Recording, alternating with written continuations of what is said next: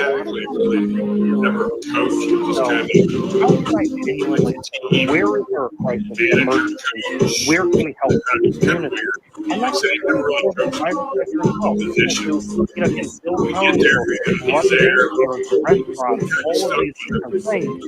But when you're talking about federal regulators, oftentimes, and this isn't even me making this up, you can go find them talking about this on YouTube, other videos. They will go to conferences with each other. They will speak in public and universities and talk about the job of a regulator is to look for things to regulate. These are not, by and large, agencies or people who are dedicated to making the country better. No, they spend their time actively figuring out how to violate the rights of our fellow citizens.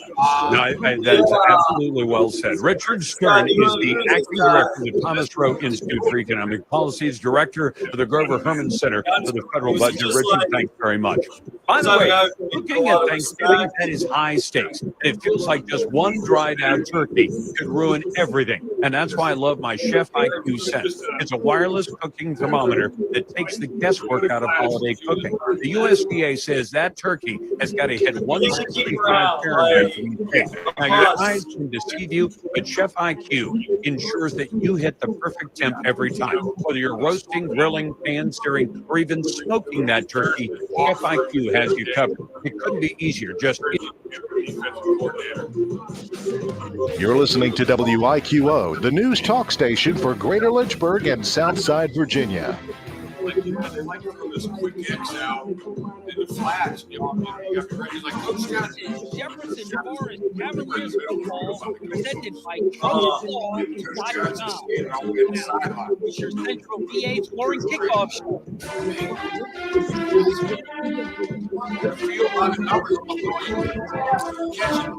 Playoffs are here, everyone. Welcome to the Central Virginia Flooring pregame show. I'm your host, Todd Tracy. We officially made it to the postseason, everyone. And tonight is a win to go home as our Jefferson Forest Cavaliers host the East Guys Hilltoppers in the first round of the playoffs, and also known as the Black and Blue Bowl Rival Part 2, as they met during the regular season, and Jeff got their number. Last game he played was like in October, I believe. It was 6-0. And now this do or die is for all the marbles, as right now Glass is coming in hot. They're coming in a 3-game winning streak. They beat Brookville. I defensive play that really was the game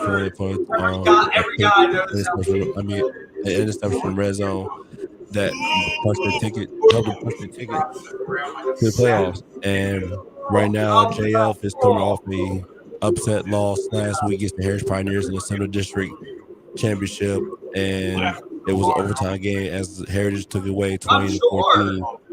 And right now for JF, they have a bad taste in their mouth. They really trying to get over that loss, knowing, hey, it's a new season.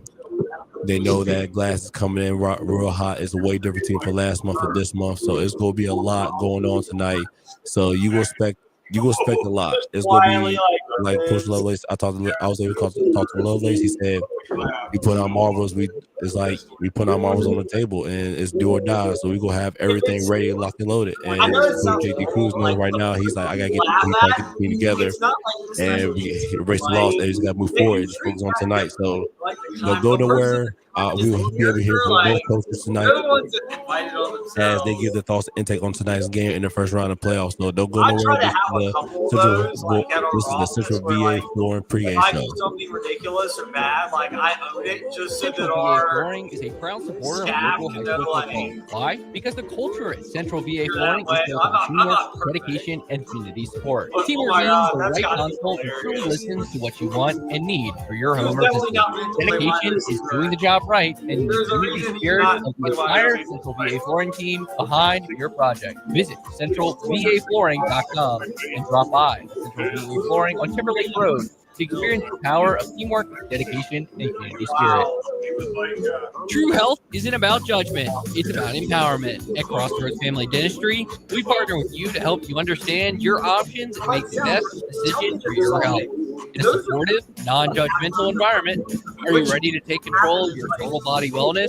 Visit us on 221 in Forest or at crossroadsfamilydenistryva.com. And call us today to schedule your appointment. Because when you feel good about your smile, you'll feel good about your health. I'd be able to get them fired up. Weights on the offensive line, in the defensive secondary, or with special teams covered. Create problems in football. Clyde Smith Plumbing and Heating knows leaks at your home or business create problems too. Buildings belonging damage and lost productivity. That's why you should call Clyde Smith Plumbing and Heating at 525-3313 when a leak is threatening your home or business. Clyde Smith Plumbing and Heating at 525-3313, proudly supporting JF athletes, coaches, and all activity participants. You've heard how easy it is to get life insurance on the radio and internet.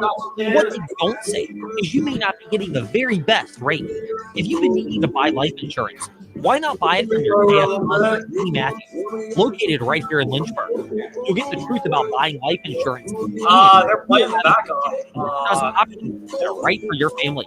Contact Andy Matthews, a licensed Erie family life agent. With 33 years of experience, Andy Matthews is your go-to agent for life insurance.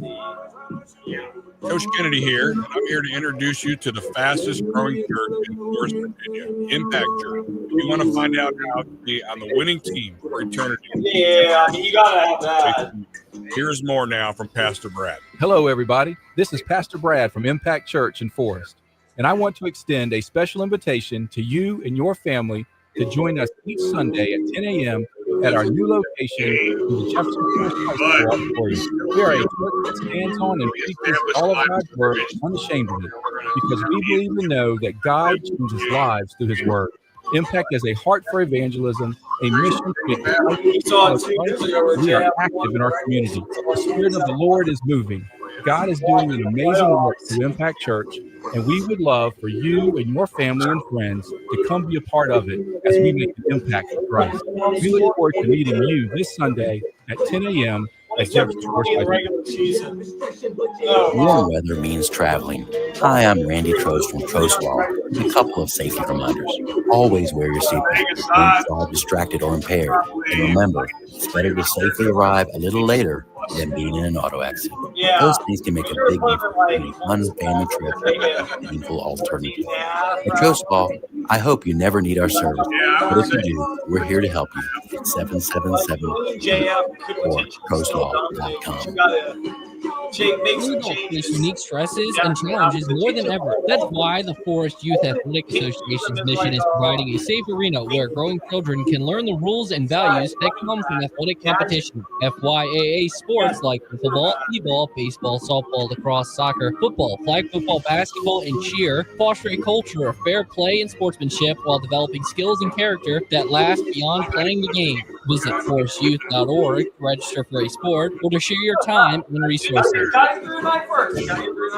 But if it does, Jefferson Cavaliers football presented by Trostwall.com. Welcome back to the Central Virginia Florida pregame show. As you said before, I'm your host, Todd Tracy. Now, here is Coach Lovelace as he gives his thoughts and intakes about tonight's matchup in the Black and Blue Bowl rivalry part 2 between JF and Easton Glass.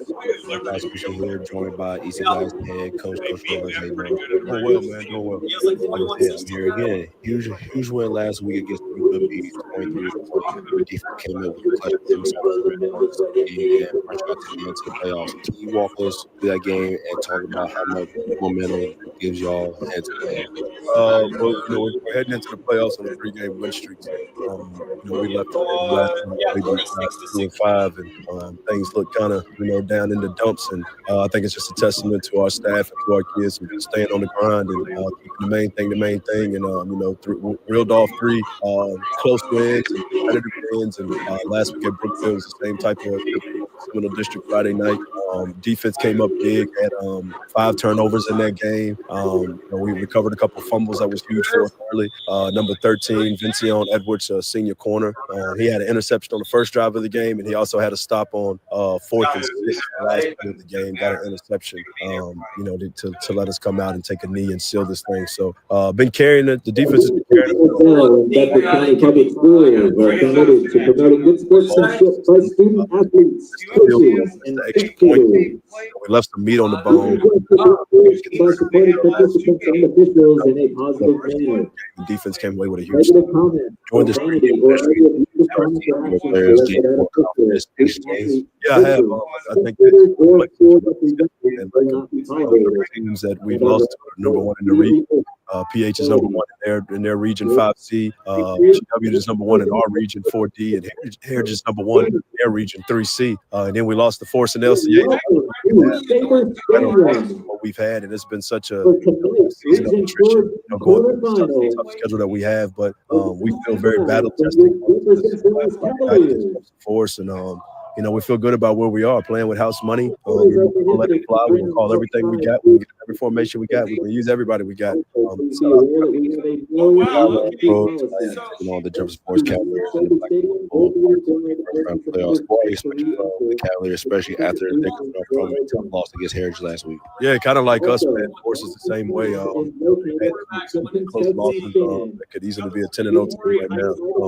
One of the better, more coached up teams that we've played. They do things right. They don't make a lot of mistakes. So we know they're going to play hard. We know they're going to be juiced up. I don't think they're going to be looking past us and taking us lightly at all, even though it was kind of lopsided that first time we played. So we know they're going to be well coached. We know they're not going to make a lot of mistakes. We're really going to have to earn everything that we can. When you guys look back at the first matchup, what are some adjustments you guys focus on this week to prepare for the Cavaliers for the second time? Number 1, just taking care of the football, man. We had 3 interceptions, 2 fumbles, and a turnover on special teams. So I think we only had the ball for about 9 possessions. We turned it over 6 of the 9. So, I don't think it can look much worse than it did that first game. That's the good news. The bad news is that it's the same old defense out there, and they're going to do things right. I think that we just got an emphasis on taking care of the football, the emphasis on sustaining drives and moving the ball via first downs. We just can't give them the ball and make it easier, but it's already. What's the message for your team tonight as y'all ready to step on the field, and what have you been to the players always leading up to this game? Like we talked about a month ago, like anything can happen. It's still a lot of football left in the season, and then like you said, 3-game win streak. Y'all turning around. Now they start the big picture. Y'all to the playoffs. Like I feel like we in the right time and the right moment and everything. Yeah, it's a brand new season now. Once you reach playoff time, everybody's 0-0. Everybody's best shot on that. I think they know that as well. We gotta prepare to bring the fight to them. We're not gonna wait to react to get the punch, but we want to throw the first punch. We realize the situation that we're in, and I think the pressure's kind of on them with this thing being round 2 and a lopsided score the first time. So we're gonna go out. We're gonna play free. We're gonna lean on the things that we know we can do well, and we're gonna lean on the fact that we know we're the team. We still haven't shown our A game. I think that's the best news for us. We've kind of been in playoff mode the last 3 weeks, and for us, it's playoff game number 4. So I think that our guys don't want this thing to end. I think possible to keep this season going for us. Thank you. Appreciate it. What if you knew that true health and wellness starts in your mouth? At Crossroads Family Dentistry in Forest, we believe your oral health is a window into your overall body health. Your mouth isn't a separate injury, it's a critical part of the complex system. That's why we take a co-diagnostic approach. We don't just tell you what you need, we show you using simple language and digital imaging. For a collaborative approach to your oral health, see us at Crossroads Family Dentistry on 221 in Forest. When it comes to legal matters, there is no experience. I am Randy Trostwall. We've gained knowledge from serving Virginians for decades. Since 1982, we've handled auto accidents and personal injury cases ranging from simple fender benders to complex tractor-trailer cases. And we're ready to put our experience to work for you. I hope you never need our help. Call 777 or visit us at trostwall.com. Central VA Flooring is a proud supporter of local high school football. Why? Because the Central VA Flooring is teamwork. Teamwork means the right console who truly listens to what need for your home or business. Dedication is doing the job right, and the community spirit is the entire Central VA flooring team behind your project. Visit centralvaflooring.com and drop by. Central VA Flooring on Clear Lake Road. Power of teamwork, dedication, and spirit. Leaks on the offensive line and the defensive secondary core with special teams covered create problems in football. Clyde Smith Plumbing and Heating knows leaks in your home or business create problems too, like building and belonging damage and loss. That's why you can call Clyde Smith Plumbing and Heating at 525-3313 is threatening your home or business. Clyde Smith Plumbing and Heating at 525-3313, proudly supporting JF athletes, coaches, and all activity participants. Young adults face unique stresses and challenges more than ever. That's why the Forest Youth Athletics Association's mission is providing a safe arena where growing children can learn the rules and values that come from athletic competition. FYAA sports like wiffle ball, t-ball, baseball, softball, lacrosse, soccer, football, flag football, basketball, and cheer foster a culture of fair play and sports, developing skills and character that last beyond playing the game. Visit forestyouth.org to register for a sport or to share your time and resources. Coach Kennedy here, and I'm here to introduce you to the fastest growing. If you want to find out how to be a winning team for eternity, Impact Church is a place for you. Here's more now from Pastor Brad. Hello, everybody. This is Pastor Brad from Impact Church in Forest, and I want to extend a special invitation to you and your family to join us each Sunday at 10 a.m. at our new location in the Jefferson High School auditorium. We are a church that stands on and preaches all of God's Word unashamedly because we believe and know that God changes lives through His Word. Impact is a heart for evangelism, a mission to make disciples who follow Christ, and we are active in our community. The Lord is moving. God is doing an amazing work to Impact Church, and we would love for you and your family and friends to come be a part of it as we make an impact on Christ. We look forward to meeting you this Sunday at 10 a.m. at Jefferson Forest High School. Considering buying life insurance? Then ask Andy, your local free life agent. Has been selling life insurance for 33 years, right here in Central Virginia, and has been a great sponsor of JF Athletics. Life on your insurance portfolio. Look for the Andy Matthews Agency located on Hudson Road, right here locally, and not just in varsity level for 30 years on both sideline and competition teams. For life insurance. He has been named first team all district 4 times. This is first time all region 3 times. And first time all state 2 times in his tenure as a cheerleader. Welcome back to the Central VA Flooring pregame show. Now, next we have Jefferson Forest Cavaliers head coach Cruz as he gives his thoughts and take about tonight's game, knowing how important this game is and how the team needs to bounce back after a tough loss, lose to Heritage last week on the last game of the race. Now here's Coach Cruz for JF. The Central Virginia. She wants to thank her dad and Becky for letting her make her own choices and supporting her through every step of life. Tough loss last Friday against the Harris Pioneers. I know it's a frustrating game for you players. What are some takeaways you can pull away from this game? Yeah, nail on the head, man. Tough loss. And our kids, man, they laid it all out. Top to bottom, I thought they played their butts off. And truthfully, the biggest takeaway from that game is just the same thing. It's all about the little things, about the little details, about not moving your outside foot on a field goal team or timing of the footwork and different things. How you're taking your hand off, just all these little tiny minuscule details that typically, in the course of a long game may not come into play. Start playing these big football games, and they all matter. They all come into play. And so again, man, I thought our guys played really hard. I thought they competed really well. Very, very, very good Heritage football team. I mean, hats off to those guys. They went out there and earned that win over us. But certainly some things that we can take away and clean up and feel good about where we're at going into the postseason. I wish I could emphasize to you players that one game on who you are, especially you guys head into the postseason. Yeah, especially a game like that. It's tough, man. You had your opportunities to win it, in regulation, in overtime, and again, coming out of that on the wrong side of things, it can hurt. It can hurt a lot because our guys put so much into it. But the point, even as soon as that game was over with, the point that we made to the team was like, it's done. It's over. Regular season is over. Nothing from that point backwards matters at all. All that matters now is everything that's in front of us. That starts this week with a good EC Glass football team that's on a 3-game win streak, right? Can't look in the rearview mirror. All right, all we can do is improve upon where we were throughout the regular season and understand that every team is equal right now. If you are in the playoffs, you are equal with anybody else. You got to go out there and you got to burn it every single day at practice to put yourself in the best position for Friday to be able to stay alive. That's what it is. I mean, it's do or die. It's time to shift focus to the playoffs as you guys host a home playoff game against a familiar similar district foe, EC Glass Hilltoppers, a team who's, like you said, is coming in hot.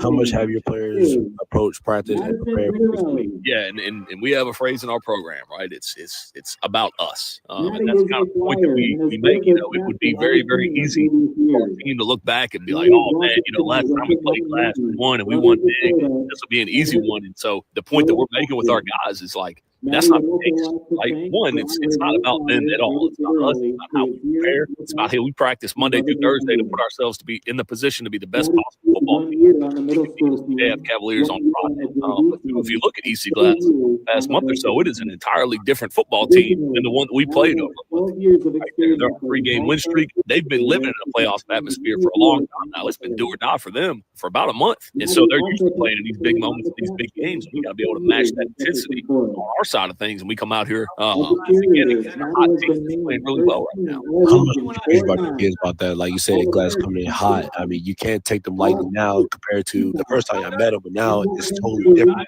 You can't take them both y'all 0-0. Yeah, and perfect example was 2 years ago. 2 years ago, we beat them in the regular season, shut them out. Kind of similar situation as the game this year. And then they came here round 2 on our home field, and they beat us.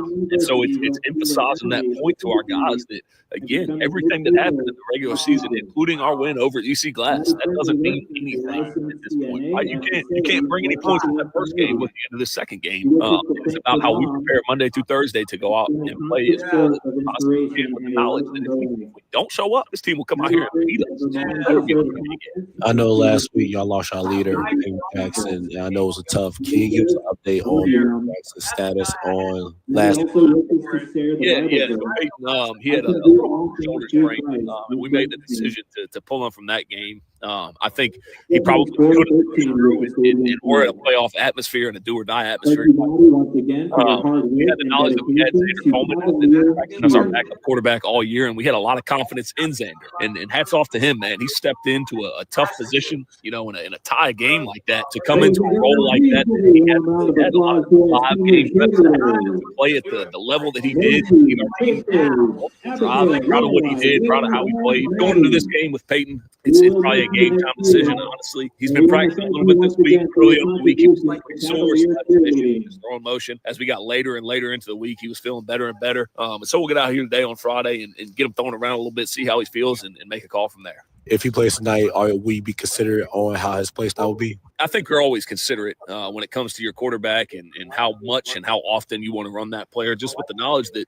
man, he is the leader of your offense. And if he goes down, certainly things change a little bit. And we experienced that last week again. Xander came in and did a phenomenal job with what we asked him to do. But with that, like I said, he hasn't had a ton of game reps. He doesn't have quite that same level of timing in the passing game just because he hasn't had the practice reps. He hasn't had the live game reps that Peyton has had throughout the year. And so it may limit your package and kind of what you feel comfortable doing when you have your backup out there. And so it's one of those things where you are conscious of it, but on the same hand, it's a playoff football game. It's do or die. And so we will do everything that we need to in order to win this football. One more question before I let you go on the field, Coach. I know this has probably been y'all target. I won't say target, but you've been preaching about this. What's the main challenge you give your players for tonight's game? I know you've been emphasizing opportunity from the team. If we see like going down, like you have to take the opportunity. You have to go for it until it's not. You have to go for it. But those things separate from a good team to a great team. Yeah,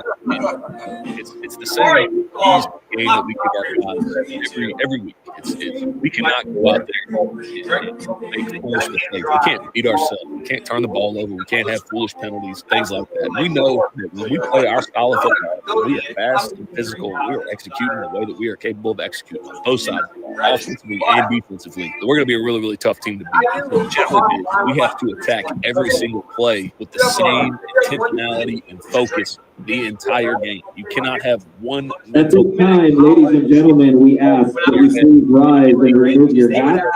You don't hit your silence in honor of two individuals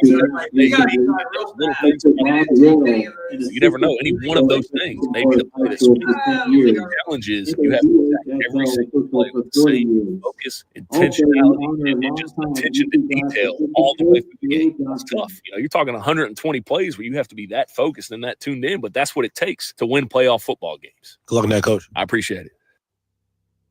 Coach Kennedy here, and I'm here to introduce you to the fastest growing church in Forest, Virginia, Impact Church. If you want to find out how to be a winning team for your capsules, we honor America with the playing of our national anthem. Here's more now from Pastor Brad. Hello, everybody. This is Pastor Brad from Impact Church in Forest, and I want to extend a special invitation to you and your family to join us each Sunday at 10 a.m. at our new location in the Jefferson Forest High School auditorium. We are a church that stands on and preaches all of God's word unashamedly because we believe and know that God changes lives through his word. Impact is a heart for evangelism, a mission to make disciples who follow Christ, and we are active in our community. The Lord is moving. God is doing an amazing work through Impact Church, and we would love for you and your family and friends to come be a part of it as we make an impact with Christ. We look forward to meeting you Sunday at 10 a.m. at Jefferson Forest High School. Leaks on the offensive line, in the defensive secondary, or with special teams coverage create problems in football. Cladesmith Plumbing and Heating knows leaks in your home or business create problems too, like building and belonging damage and lost productivity. That's why you can call Cladesmith Plumbing and Heating at 525-3313. Leak threatening your home or business. Cladesmith Plumbing and Heating. 53313, proudly supporting JF athletes, coaches, and all activity participants. High school football. Why? Because the culture at Central VA Flooring is built on teamwork, dedication, and community support. Teamwork means the right console who truly listens to what you want and need for your home or business. Dedication is doing the job right and the community spirit of the entire Central VA Flooring team behind your project. Visit Central The VA. officials for tonight's game from the Colonial Officials Association are Larry Wood, Power of teamwork, Dad dedication, O'Donnell, spirit. Ward Going Chapman, buying life insurance? Then ask Andy, your local Erie family life agent. Andy Matthews has been selling life insurance for 33 years right here in Central Virginia and has been a great sponsor of JF Athletics. Many Virginia families have Erie Family Life as part of their insurance portfolio. Look for the Andy Matthews Agency located on Waterlick Road right here locally, and not just an 800 number in some unknown office. With over 33 years of experience, Andy Matthews is your go-to agent for life insurance. True health isn't about judgment, it's about empowerment. At Crossroads Family Dentistry, we partner with you to help you understand your options and make the best decisions for your health. In a supportive, non-judgmental environment, are you ready to take please control direct your attention to the center of the field, Forest where or our at teams will be meeting for CrossroadsFamilyDA.com? for And the call home today talk, for your appointment. Because when you feel good about your representing life, Heritage High good School, about your health. UC Glass High School, When it comes to legal matters, there is no substitute for Warren Mosby, Hi, I'm Randy Trost with Trost Law. We've gained knowledge from 13, for over Ben 40 Edwards, years. Since 1982, we've handled 17, auto accident Lincoln Funk, and personal injury cases ranging from 64, Julius Scott. complex tractor-trailer cases, and we're ready to put our experience to work for you. We hope you never need our services, but if you do, just give us a call at 777-HURT or visit us at trostlawcom. for Jefferson Forest tonight. Young adults face unique stresses and challenges more than ever. That's why the Forest Youth Athletic Association's mission is providing a safe arena where children can learn the rules and values that come from athletic competition. FYAA sports like football, t-ball, baseball, softball, lacrosse, soccer, football, flag football, basketball, and cheer foster a culture of fair play and sportsmanship while developing skills and character that last beyond playing the game. Visit forestyouth.org for a sport or to share your time and resources. It's here, the Fall Spectacular at Magic City Chrysler Dodge Jeep Ram in Bedford. Get 0% for 72 months on 2025 Ram 1500s, or take 10% off MSRP and save up to $13,500. Drive off today in a Wrangler Sport and save up to $6,000 off MSRP. Don't miss the Fall Spectacular sales event at Magic City Chrysler Dodge Jeep Ram in Bedford, 1750 Independence Boulevard, MagicCityBedford.com. Financing with approved credit. See dealer for details. Offers end 10/31/25. You're listening to Jefferson Forest Cavalier football on Virginia's talk station, WIO Forest 100.9 FM.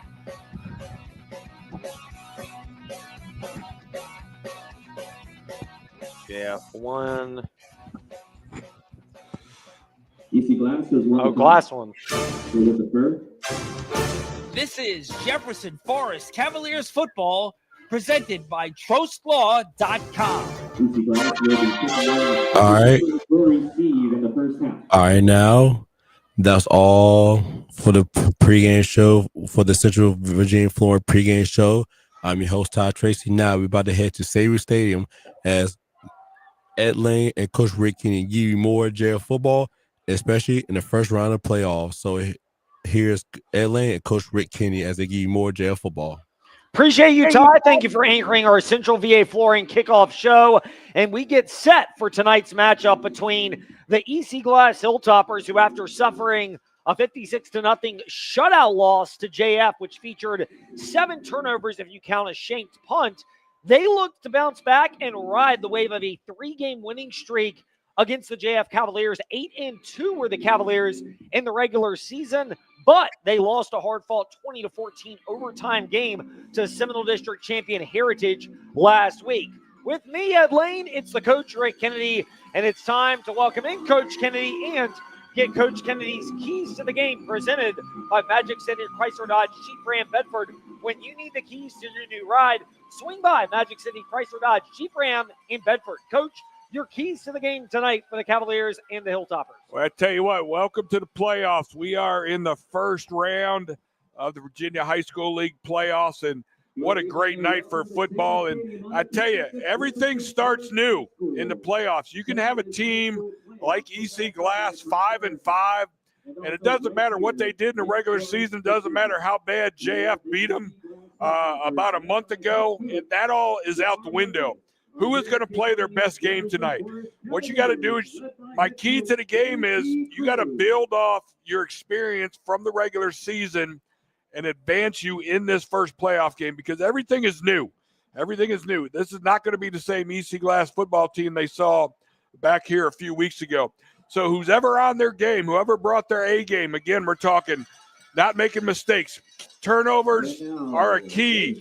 You cannot turn the football over, especially in the playoffs. So I feel confident for the most consistency has been with the Cavaliers. They have been pretty solid, pretty consistent all year long, and I really look for that to be the trend tonight. Well, we'll get a crack at what JF can do early, because EC Glass in their white pants, white jerseys with royal blue numerals and the royal blue glass across their chests, plus the royal blue helmets with the white glass in cursive and the white face mask. Glass won the toss, deferred their option to the second half. So in the black and blue bowl, the blue of Glass will be kicking to the all-black JF Cavaliers. Black pants, black jerseys, black helmets, red numerals with a white trim, a red saber sword under the white JF, and the red face mask. Dax Rowland, the up back, along with Cam Fox back deep to return the kick. On the far side, Ashmark, Charleston Harris, and on the near side, Gabe Barnett.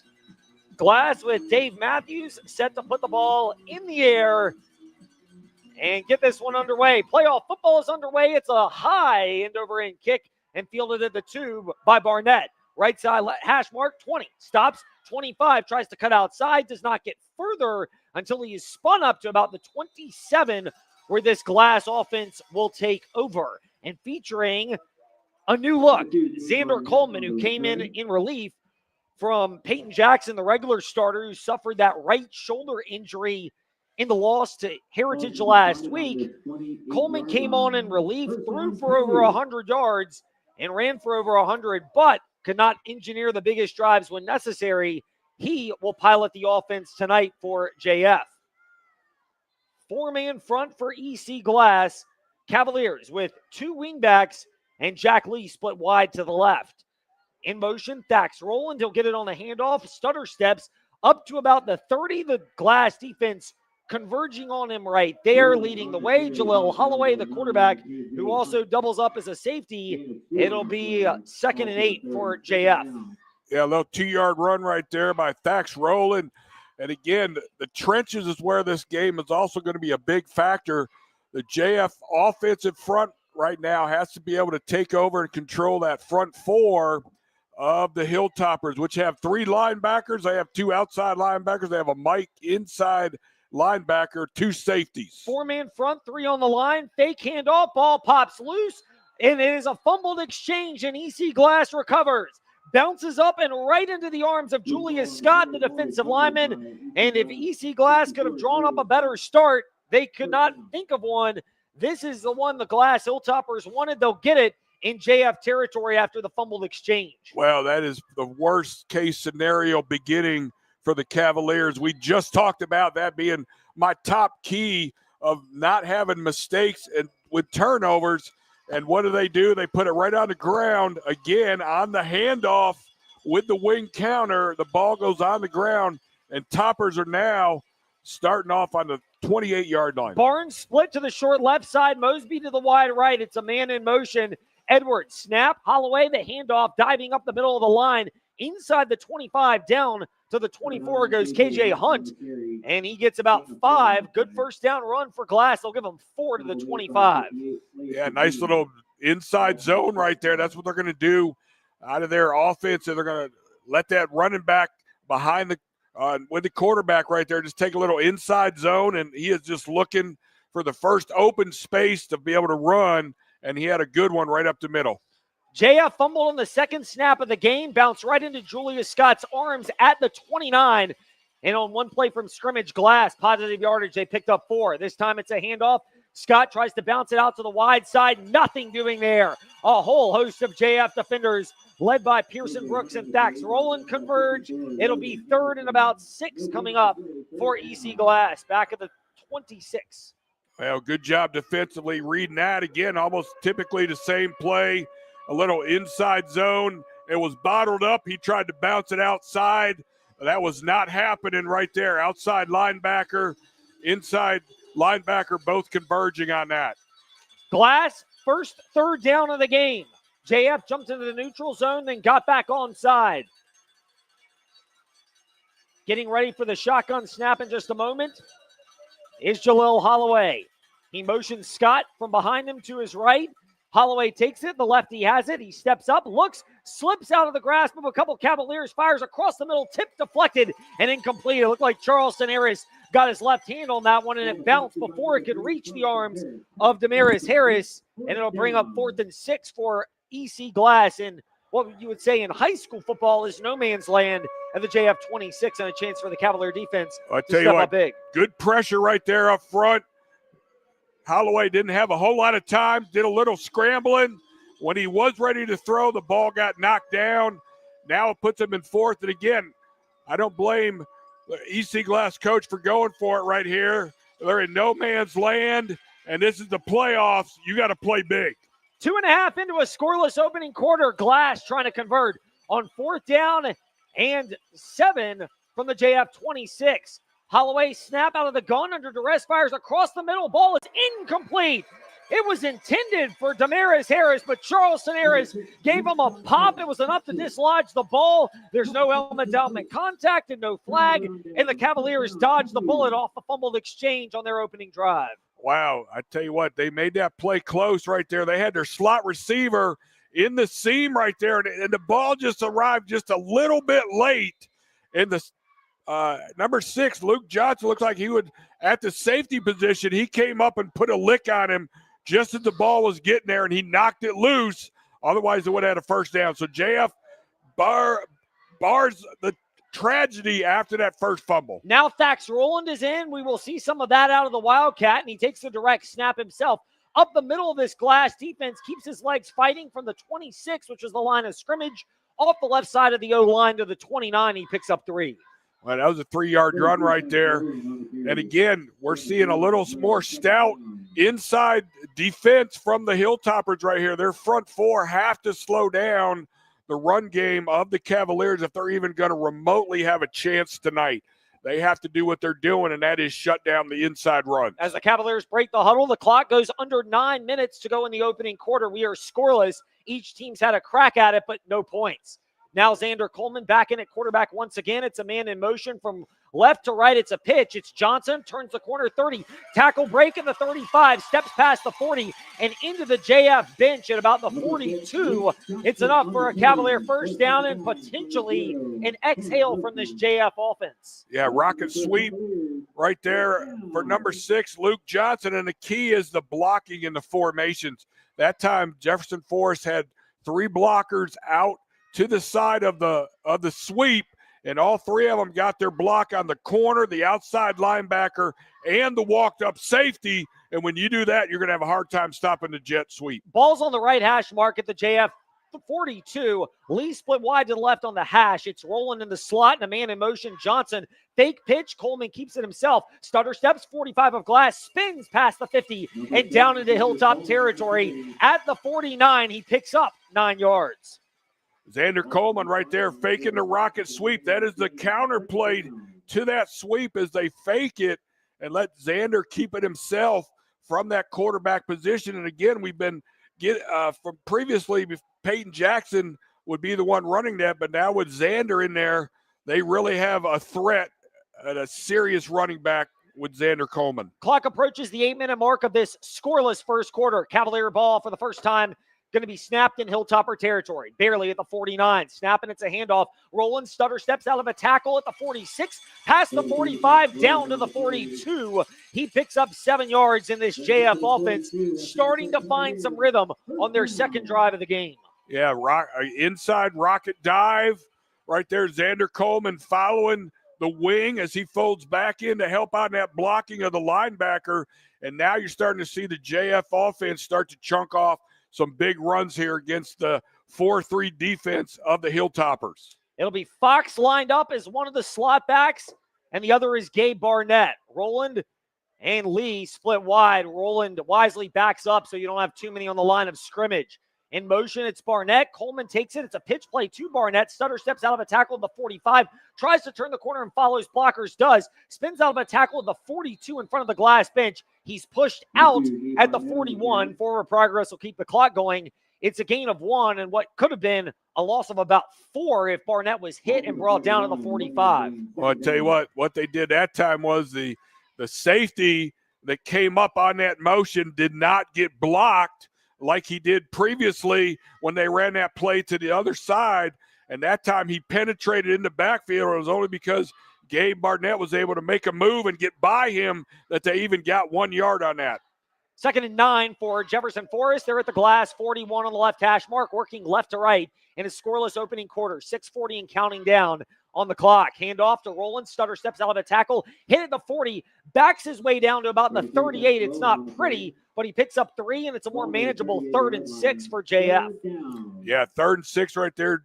You had Dax Roland running it inside, good positive 3+ yards, but it puts him in 3rd and 6 right here. But I tell you, I believe this is 2-down territory all night long. In all likelihood, it is. You're not quite ready to go with Austin Walker at field goal, although he was making them from about 40 yards. That would mean you'd have to get down to about the 23. We're not close to that. Coleman calls for the shotgun snap off the left hash mark on 3rd and 6. Snap, it's a pitch play to Barnett. Right side has blockers, turns the corner 35, 30. First down and more inside the 25. Carries defenders inside the 20, the 15, and he's wrangled out of bounds by 3 EC Glass defenders at the 12. But they came right back after the big run that they had with the rocket sweep coming to the JF sideline to their right. They didn't get anything with it on the left side, but so they come back to the right side. They had, number one, they had the wide side of the field, and number two, the safety on this right side for JF was able to get blocked. That opened up the huge sideline.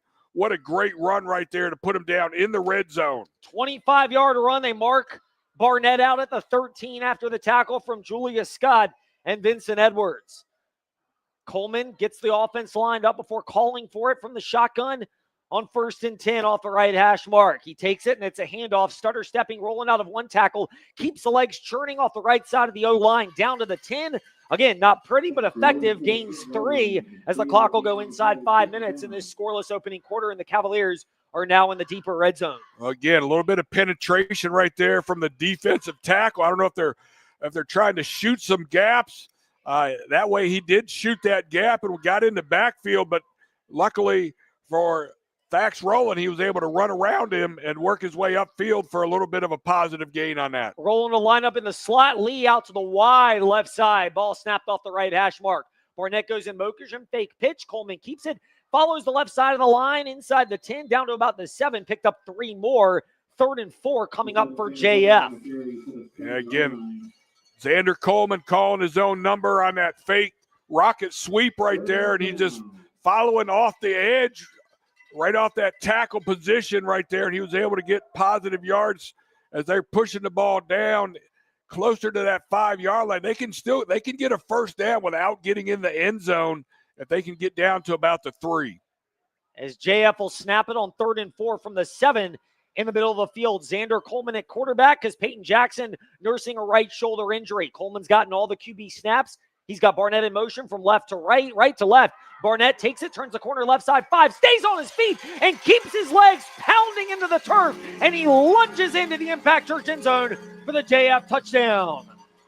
Great run right there. Gabe Barnett able to keep his balance after he was cut and hit in the legs. He kept his feet going and was able to work his way and dive into the end zone for the first score of the night. And they come back to the rocket sweep to that side. And again, much better job blocking by the Cavaliers. When they can block that rocket sweep, that is one of their best plays. Cavaliers quickly decide they're not going to go with a muddle huddle look. So Will Vaughn is going to hold as he signals everyone out of a 2-point try and into a traditional extra point. Calls for the snap. This was a little bit of an adventure last week. This time the snap is smooth, so is the hold, and Austin Walker's kick banged right down the middle of the uprights, and JF strikes first in this VHSL Class 4 playoff first-round matchup. 7-0, JF on top of Glass with 3:49 left in the opening quarter. We're back after this. Considering buying life insurance? Then ask Andy, your local Erie family life agent. Andy Matthews has been selling life insurance for 33 years touchdown right here in Central Virginia and has been a great sponsor of JF Athletics. 7 Many yards. Virginia families have Erie Family Life 7-yard touchdown on their run. insurance portfolio. Look for the Andy Matthews Agency located on Waterlick Road right here locally, and not just an 800 number in some unknown office. With over 33 years of experience, Andy Matthews is your go-to agent for life insurance. When it comes to legal matters, there is no substitute for experience. Hi, I'm Randy Trost with Trost That Law. third down, We've gained that knowledge fourth from down serving breakup by Virginians for Harris 4 decades. might prove big Since because if you connect 1982, on that, you're we've handled glad. auto accidents Keep the and drive personal injury alive. That cases confidence ranging could from start to simple fender waver. benders Instead, they get to it back. complex tractor-trailer It kind of cases. feels like they And we're were ready to put our they've experience exhaled to a work for you. smidge. We hope you never need our services, but if you do, just give us a call at 777-HURT or visit us at perfect timing on the head. trostlaw.com. This is Jefferson Forest Cavaliers football presented by TrostLaw.com. 3:49 remaining in the opening quarter. Austin Walker set to kick from left to right. It's a squib kick. Going to take about 3 bounces and picked up on a hop off the right side by Harris. Right side 25 up to about the 27. Converged on by a couple of JF Cavaliers and a good special teams tackle to limit the run there. A lot of credit on that one goes to Michael Hurt, the sophomore coverage specialist for JF.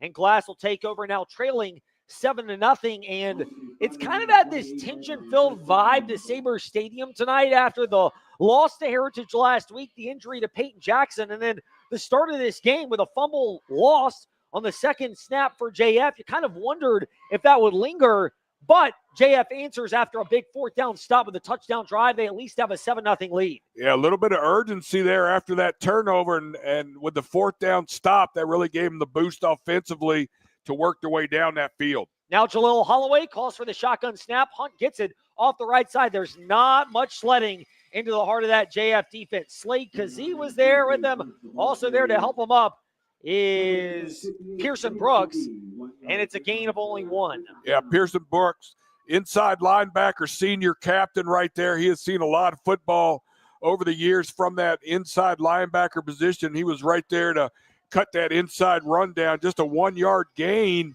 and Glass was trying to spread everybody out. They had a trip formation, trying to loosen up the box right there, but it did not work. Holloway gets ready for the 2nd down and 9 snap from his own 29 for EC Glass. Hunt from behind to the right. Holloway fakes the handoff, steps up in the pocket, slips out of the rush, now tries to take off, does. 30, stops, steps out of bounds at about the 35. He was corralled on the far side. It looked like Bryson Spanner, the linebacker, came over in coverage, but it's a decent run up to the 35, a gain of 6, and 3rd and 3 on the way. Well, I'll tell you what, that was all Jalil Holloway scrambling for his life right there to gain those good 6, almost 7 yards, because right now JF is doing a good job pressuring Holloway when he wants to throw the football. He is very limited in his time because he is not getting a lot of time in that pocket. He's going to be doing a lot of scrambling. Now the lefty does have pretty good mobility. He showed it off right there. Calls for the snap, gives it to Hunt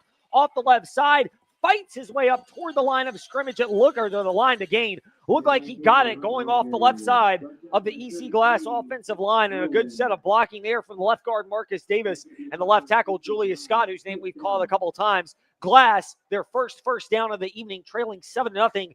2:45 and counting down in the opening quarter. Well, they earned that first down on that run right there. That was right at the sticks. Able to get just enough to give them a new set of downs right here on that little inside zone run is what they like to do from that one-back position in this spread offense. Now an empty backfield for Jalil Holloway. 5 receiver set, 2 to the shorter right, 3 to the wide left. The lefty Holloway has it under duress, flushed out of the pocket left side. Ball is popped out. Falling on it, JF on the far side. Will they call it a forward pass or a fumble? We await the word. The referees are conferring on the far side, and it looks like the initial ruling is incomplete. Wow.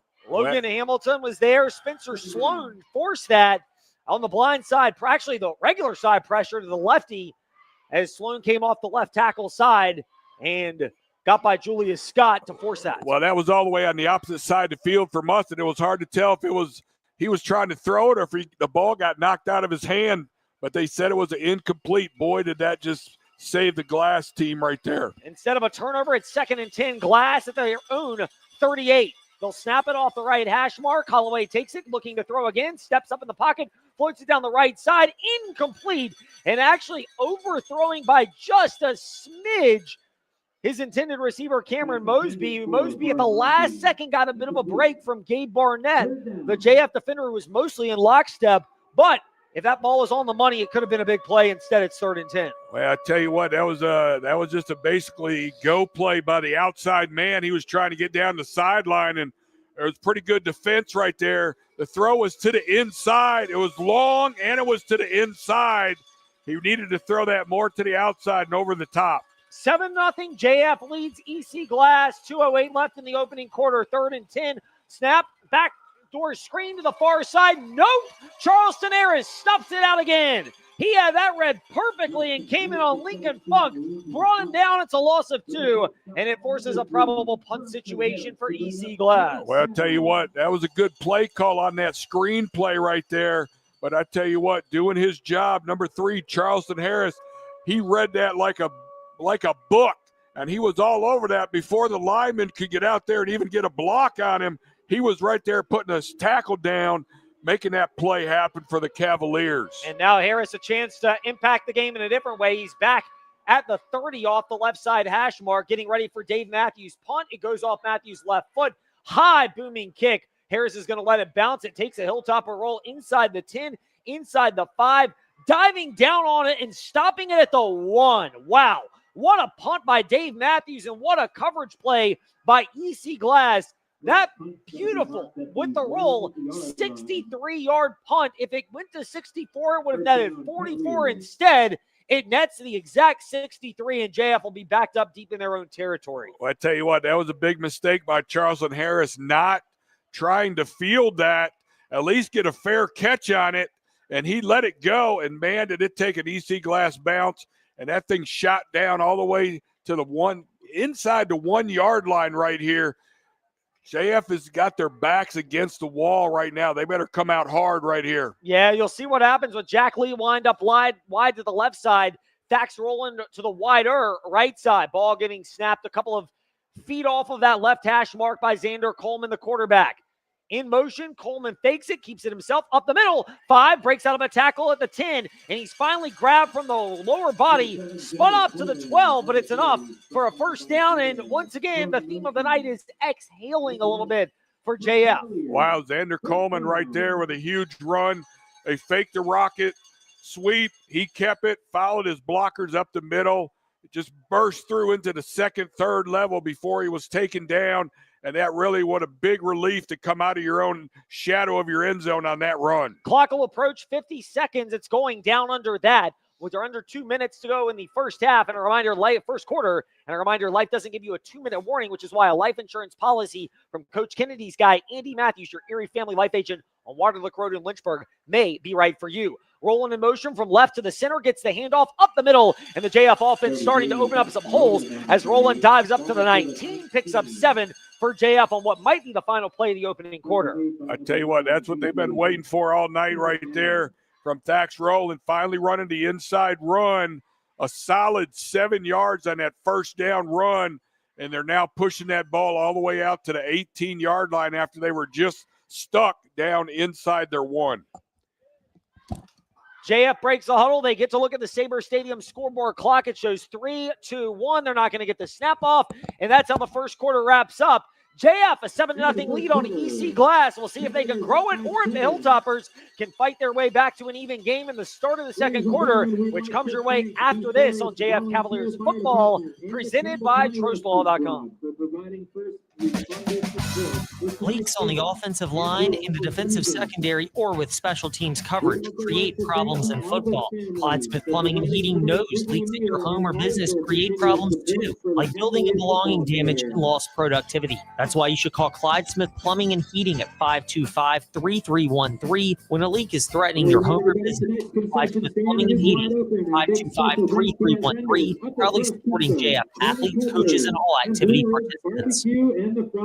Central VA Flooring is a proud supporter of football. Why? Because the culture at Central VA Flooring is built on teamwork, dedication, and community support. Teamwork means the right console listens to what you want and need for your home. Nothing scream holiday season quite like baked cookies. The spirit of the entire Central VA Flooring team behind your project. Visit centralvaflooring.com and drop by Central VA Flooring on Timberlake Road to experience the power of teamwork, dedication, and community spirit.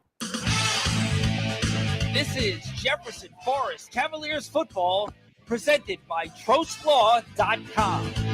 Cavaliers rally after what was hardly a desired start to the game. A fumble lost and recovered by Julius Scott at the JF 29 on the second play from scrimmage. They forced a fourth down stop. Charleston Harris broke up the pass. Cavaliers marched down the field. Gabe Barnett had a 7-yard touchdown run. And that's how we have a 7-0 game in favor of JF to start the second quarter. Teams flip sides of the field. Coleman takes it on a pitch play over to the right side. Johnson turns the corner 20. Daylight 25-30. Slips out of a tackle 35. Dives up past the 40 between the far side numbers and hash mark. And he's tripped up in front of the bench of EC Glass, but not before picking up 21 to begin the second quarter. And this JF offense starting to find some rhythm, what they want with backup quarterback Xander Coleman. Yeah, great run right there by Luke Johnson. He was the beneficiary of the great blocking out there. Again, they got a slot receiver look and the wing. That gives them 3 blockers, And those three guys are responsible for the corner, the outside linebacker, and the safety who comes up. And they are doing a great job blocking that, making that run happen for the Cavaliers. 11:30 to go in the first half. Cavaliers will now snap it off the right hash at the glass 40, or at their own 40. Fake pitch. Coleman keeps it himself. 45 cuts out to the left side, toward the left side hash mark, into glass territory past midfield. He's popped at the 47, holds onto the ball, and withstands the hit from the linebacker A.J. Coles, and has the first down for JF once again. I tell you what, JF right now is just really taking over this line of scrimmage right here. They are starting to run the ball for big chunks every time, whether it's inside or outside now. They are just really starting to dominate and take over this football game. And the defense for the Hilltoppers still staying in that 4-3 look. They have not done anything to change up right here. And Easy Glass has to do something to try to counter this run. Lead to the wider right. Snap, handoff, Roland hitting the backfield. Does a good job to fight back toward the line of scrimmage. He's hit, gets back there. They'll give him that forward progress, but nothing else there. It's no gain. 2nd and 10 coming up for JF inside glass territory. 10:30 to go in the opening half. 7-0 JF leads the Hilltoppers. Well, I tell you what, the Hilltoppers front must have heard him talking about him, because they stepped up that play. They did what they did. They got off the blocks. They actually had a couple of their D-line get some penetration in the backfield, and that slowed down Thax Rowland having any kind of opportunity to get something going up on that inside run. Just as we've been singing the praises of the JFO line, Glass's D-line said something about it.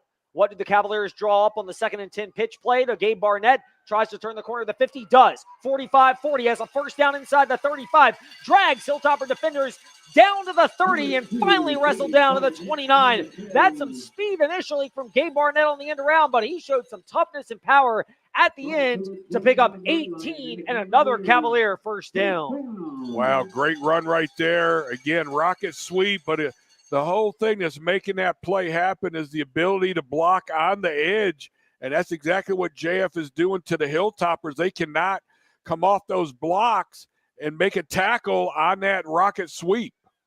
9:40 to go, second quarter. JF, they've been in control of this for the majority of the game. Just a 7-0 lead to show for it, but they possess the ball in glass territory once again, down at the 29 and a shotgun snap. Coleman fakes it, keeps it himself. 25, breaks through a tackle to the 20. Not quite enough for the first down, but it'll be 2nd and 1 coming up for JF. I tell you what, that combination they're doing right now between the rocket sweep on the outside working and Xander Coleman running the counter to that play where he fakes it and keeps it himself, and he's following Cam Fox from that wing position who's folding back on the edge right there, and that play is just working phenomenal. Cavaliers are at the tip of the glass red zone. They're at the 20, which is where they'll snap it on 2nd and 1 as the clock goes inside 9 minutes to go in the first half. Coleman calling for the shotgun snap against a 4-man JF front. Cam Fox goes in motion. Coleman steps up, drops back, looks to throw, now steps up out of the pocket, tries to bail out to the right side, thinks about throwing, floats it toward the right corner of the Impact Church end zone. Is it called? Yes, it is! For the JF touchdown over on the far side. He found his receiver over on the far side. Thax Rowland toe tapped it and beautifully pulled it in for the 20-yard JF touchdown. Wow, what a play right there. And I tell you what, Xander Coleman had receivers open early in that pass play, but he did not throw it. And then he ended up getting some pressure and scrambled around.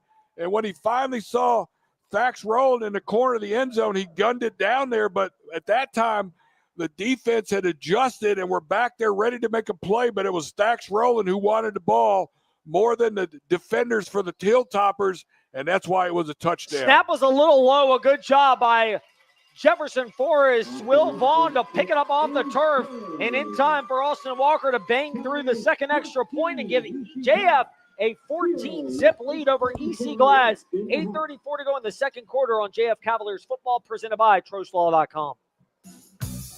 True Health isn't about judgment. 99-yard drive.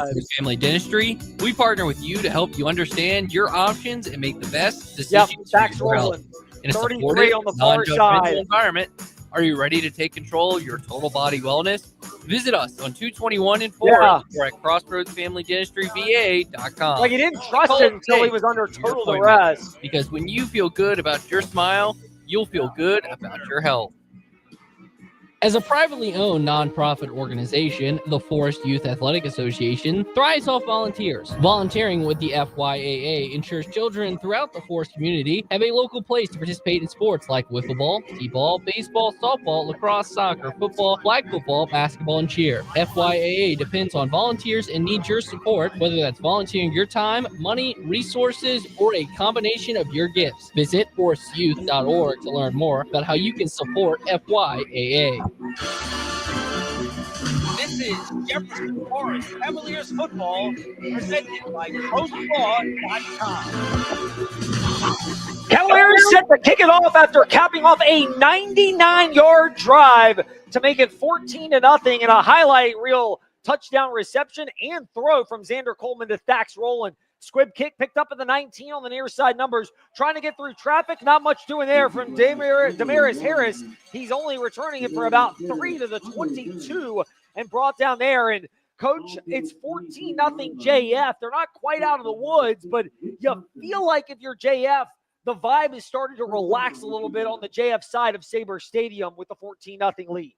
Yeah, well, right now, other than that first series with the fumble, ever since the fourth down stop, JF has asserted itself and really taken over and has dominated this game offensively and defensively. So right now they're in a groove right here. They're feeling the momentum of this game, and they just need to keep it going. Got a couple of nominees for the Crossroads Family Dentistry Made You Smile Play of the Game. Surely more from each team will follow in JF Cavalier football, presented by TroSlaw.com. Snap, left, right hash mark, 22. Dive play, Nori Hunt up to the 25. Good 3-yard gain. They might give him an extra yard. Actually, it's 3 from the 22.5 to the 25. We'll call it second and about a short 8 as the clock will go under 8 minutes to go in the first half.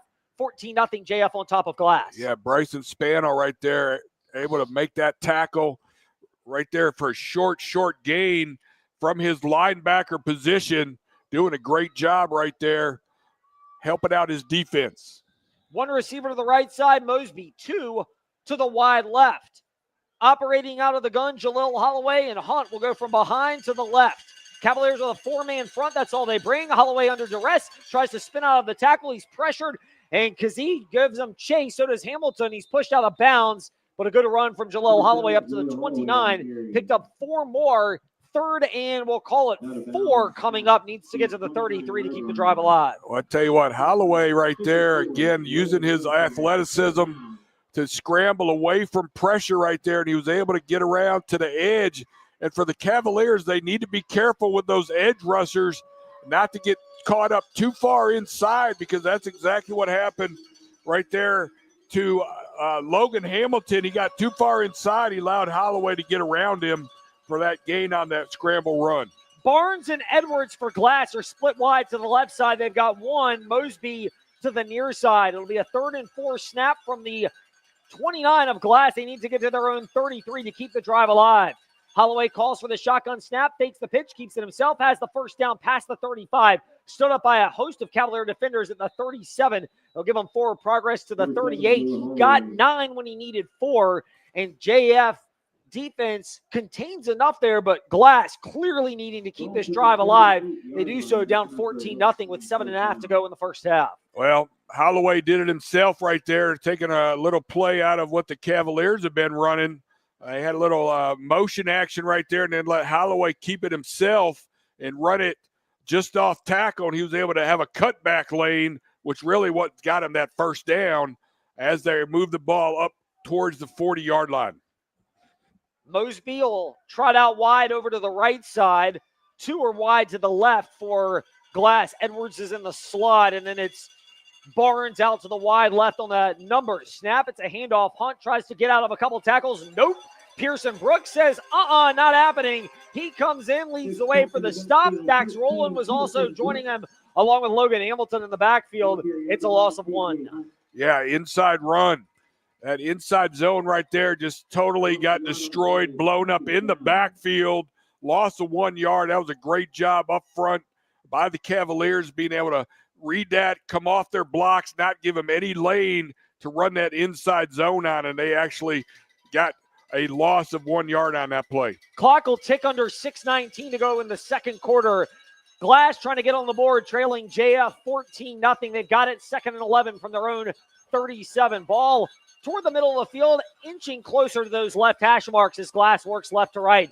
Holloway going to throw, takes the shotgun snap under duress, steps up in the pocket, tries to get through pressure, and again, Pearson Brooks comes in, wraps him up around the legs. It's a forward lean up to about the 42. It's a solid 5-yard gain, but it could have been much worse. 3rd and 7 coming up. Well, again, Holloway not able to find any receivers downfield, and again, he pulls the ball down and takes it himself, and that time, Pearson Brooks, what a great open field tackle on that play.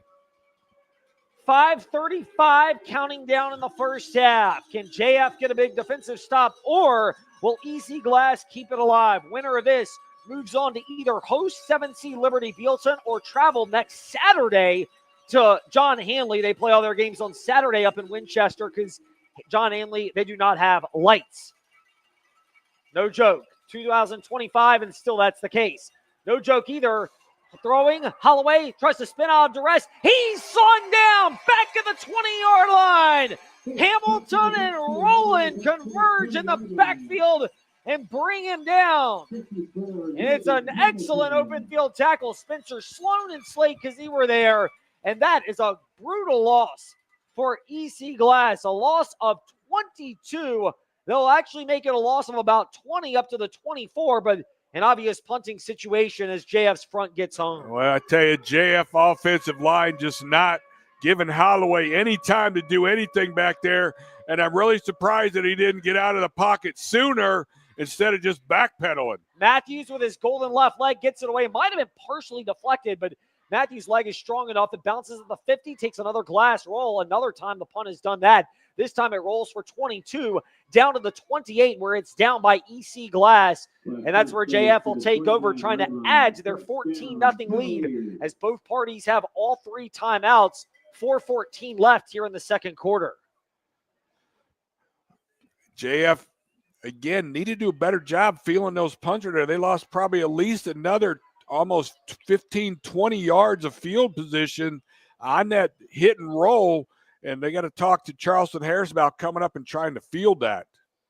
It's not catastrophic because there's no turnover, but a field position battle has clearly been won. Those rolls, the last time it bounced at about the 30 and rolled down to the 1.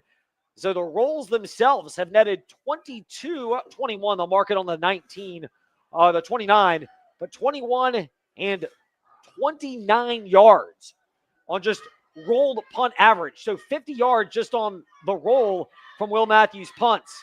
Coleman, the shotgun snap. It's a pitch play off to the left side, turning the corner. Johnson, 30, 35, daylight 40, past the 45 into Hilltopper territory. He's pushed out of bounds, tucks the ball on the left outside arm in front of the JF bench, where Johnson is pushed out at the 46.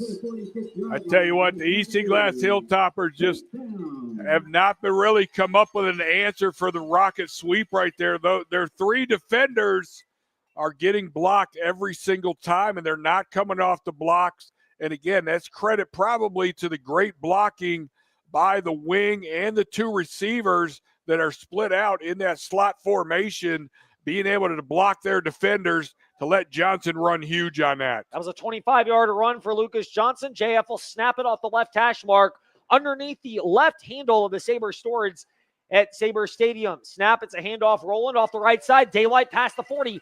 Tries to get out of a trip, but could not escape the right-handed trip from Cameron Mosby at the 40, although he does lunge down to the 37. So 3 more yards after contact for Thax Rowland. He picks up 9.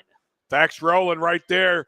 No penetration that time across the line of scrimmage. He got his shoulder square, got full speed motion, and again, he didn't even get touched until after that second level where the safety had to come up and try to take him out at the legs. Clock's going to work under 3.5 to go in the opening quarter. JF, they have controlled the game as far as the possession of the ball outside of the fumble on the second snap of the game.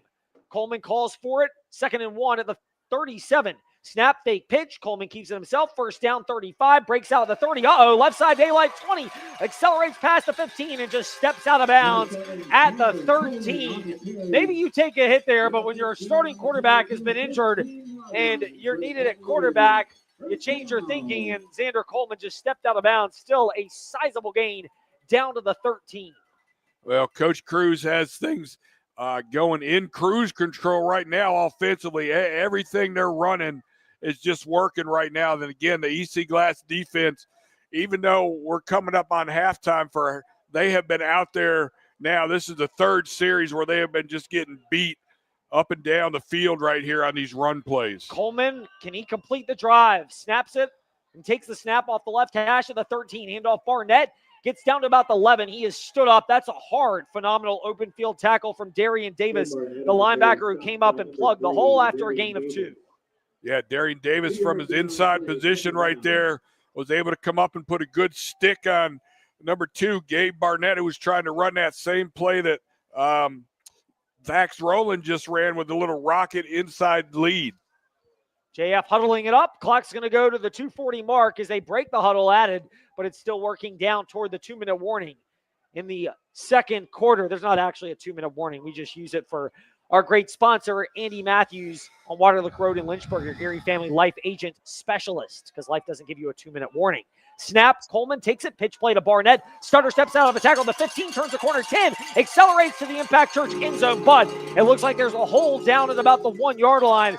So this may just be what's essentially a no play, because if it's 10 yards from the 1 where the hole took place, it'll back it right back to the 11, and we'll probably be right back at 2nd and 8. Yeah, that looked like exactly what it's going to be. They're going to get somebody on a hold on that play right there, and the safety actually got by his blocker and came upfield, but they are not breaking down to tackle Gabe Barnett. Otherwise, they could have tackled him for a loss right there.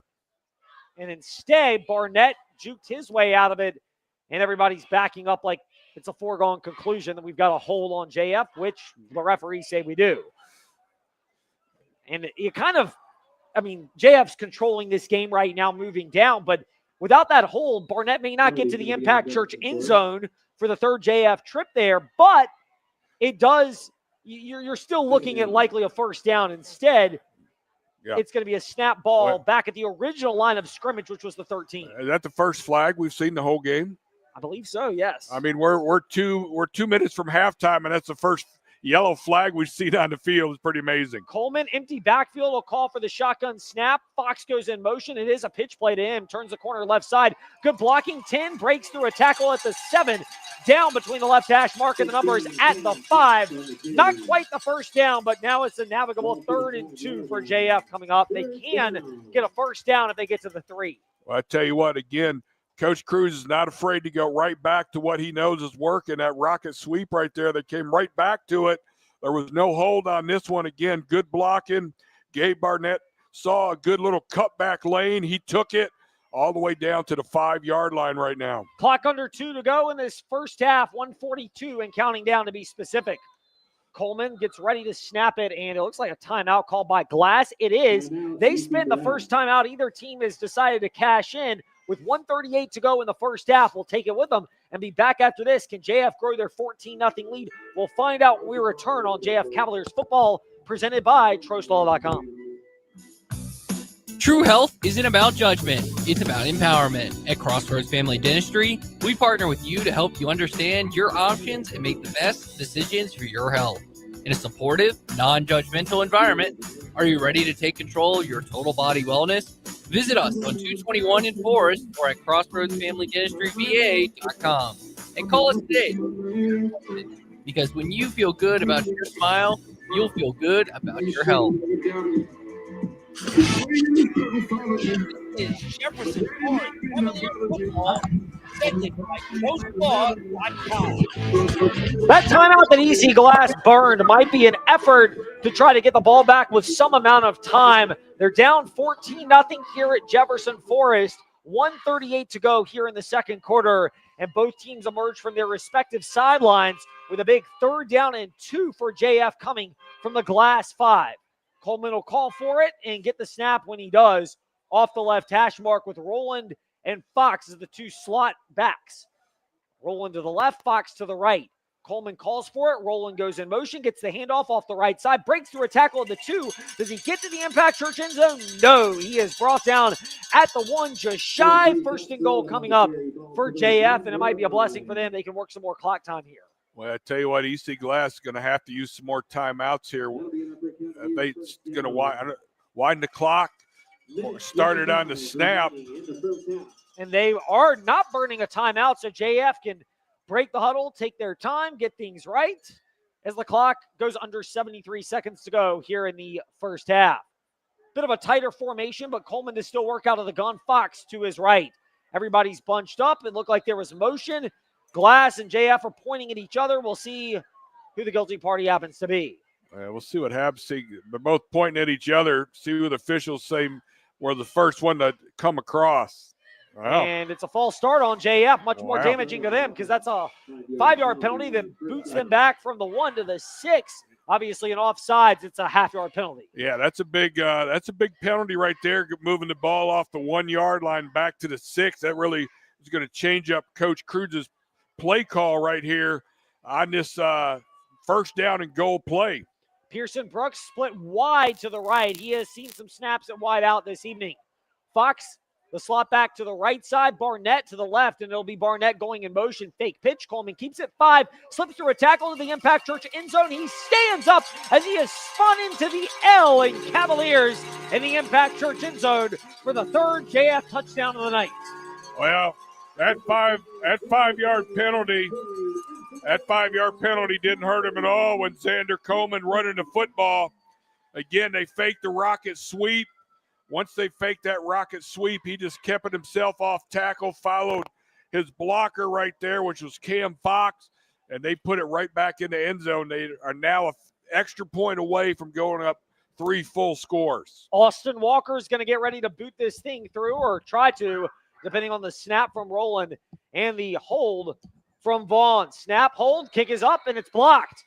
Been an issue, obviously, most notably the blocked field goal at the end of regulation last week. But that rears its ugly head once again for JF Special Teams. And they now have just a 20-0 lead on EC Glass. 41 seconds to go before halftime. We'll assess that when we return on JF Cavalier Football, presented by TrostLaw.com. That could be an issue. Bruce Kennedy here. I'm here to introduce you to the fastest growing church in Forest, Virginia, Impact Church. If you want to find out how to be on the winning team for eternity, they're going to start Impact seeing Church something. is the place for you.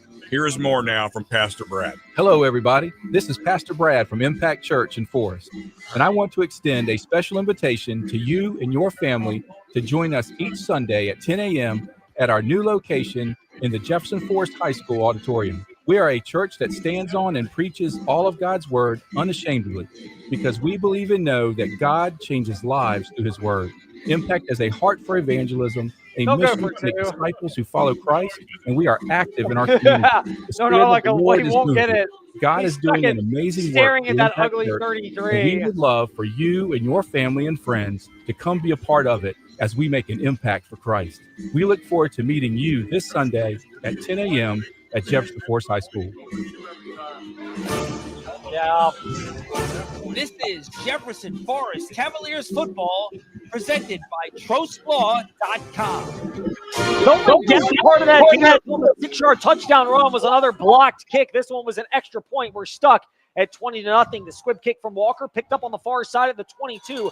Off the left side hash and numbers up to about the 35. It's a decent return from Vincent Edwards, and JF will start their next drive, which will be their 4th drive of the game, at their own 35 with just 36 seconds left before halftime.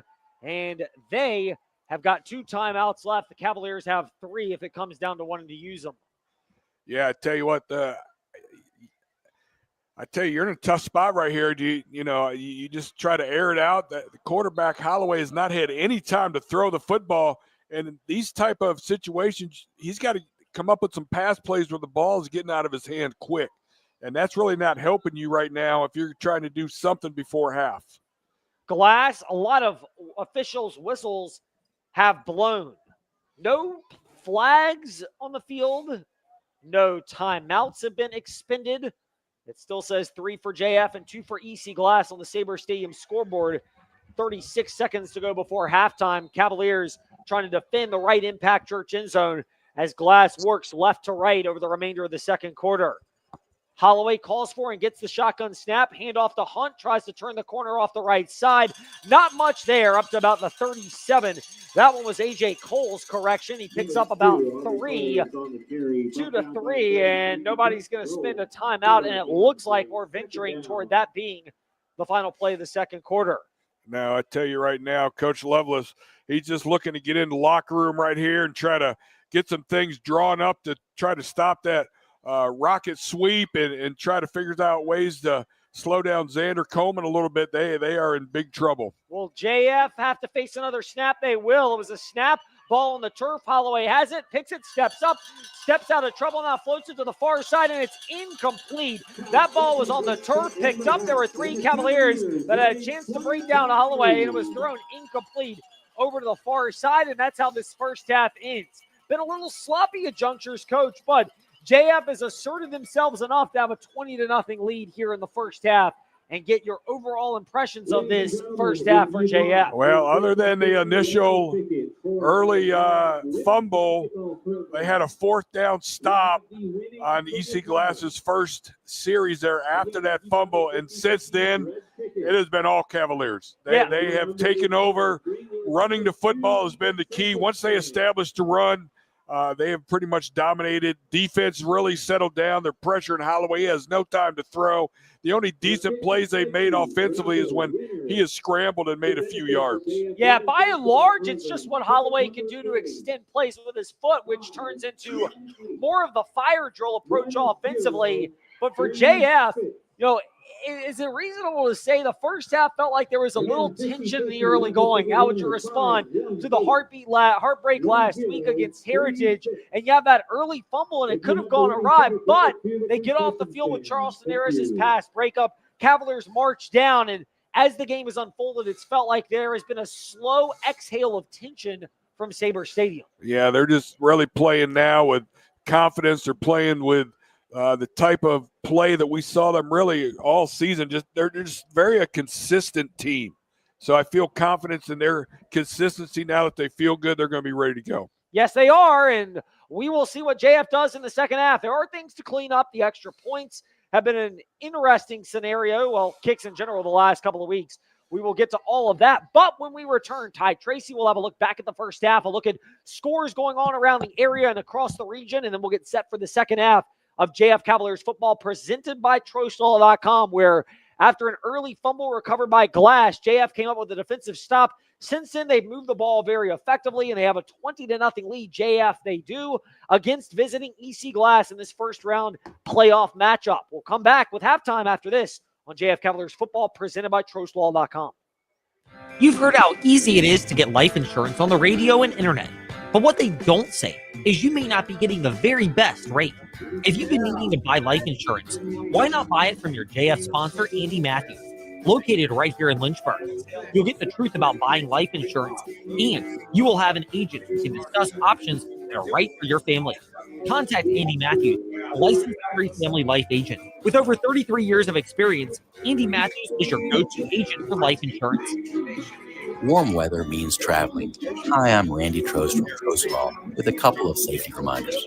Always wear your seatbelt. Don't drive distracted or impaired. And remember, it's better to safely arrive a little later than being in an auto accident. Those things can make a big difference between a fun trip and a painful alternative.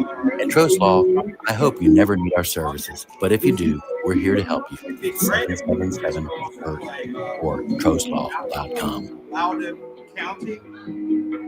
Coach Kennedy here, and I'm here to introduce you to the fastest growing church in Forest, Impact Church. If you want to find out how to be a winning team for eternity, Impact Church is the place for you. Here's more now from Pastor Brad. Hello, everybody. This is Pastor Brad from Impact Church in Forest, and I want to extend a special invitation to you and your family to join us each Sunday at 10 a.m. at our new location in the Jefferson Forest High School auditorium. We are a church that stands on and preaches all of God's word unashamedly because we believe and know that God changes lives through his word. Impact has a heart for evangelism, a mission to make disciples who follow Christ, and we are active in our community. The Spirit of the Lord is moving. God is doing an amazing work through Impact Church, and we would love for you and your family and friends to come be a part of it as we make an impact for Christ. We look forward to meeting you this Sunday at 10 a.m. at Jefferson Forest High School. Central VA Flooring is a proud supporter of local high school football. Why? Because the culture at Central VA Flooring is built on teamwork, dedication, and community support. Teamwork means the right console who truly listens to what you want and need for your home or business. Dedication is doing the job right, and the community spirit of the entire Central VA Flooring team behind your project. Visit centralvaflooring.com. Drop by Central VA Flooring on Timberlake Road to experience the power of teamwork, dedication, and spirit. On the offensive line, in the defensive secondary, or with special teams coverage, create problems in football. Plumbing and heating knows leaks at your home or business create problems too, like building and belonging damage and lost productivity. That's why you can call Clyde Smith Plumbing and Heating at 525-3313 when a leak is threatening your home or business. Clyde Smith Plumbing and Heating at 525-3313, proudly supporting JF athletes, coaches, and all activity participants. What if you knew that true health and wellness is health? At Crossroads Family Dentistry in Forest, we believe your oral health is a window into your overall body health. Your mouth isn't a separate entry, it's a critical part of the complex system. That's why we take a co-diagnostic approach. We don't tell you what you need, we show you using simple language and digital imaging. For a collaborative approach to your oral health, come see us. Crossroads Family Dentistry on 221 in Forest. You're listening to Jefferson Forest Cavalier football on Virginia's talk station, WIQO Forest, 100.9 FM.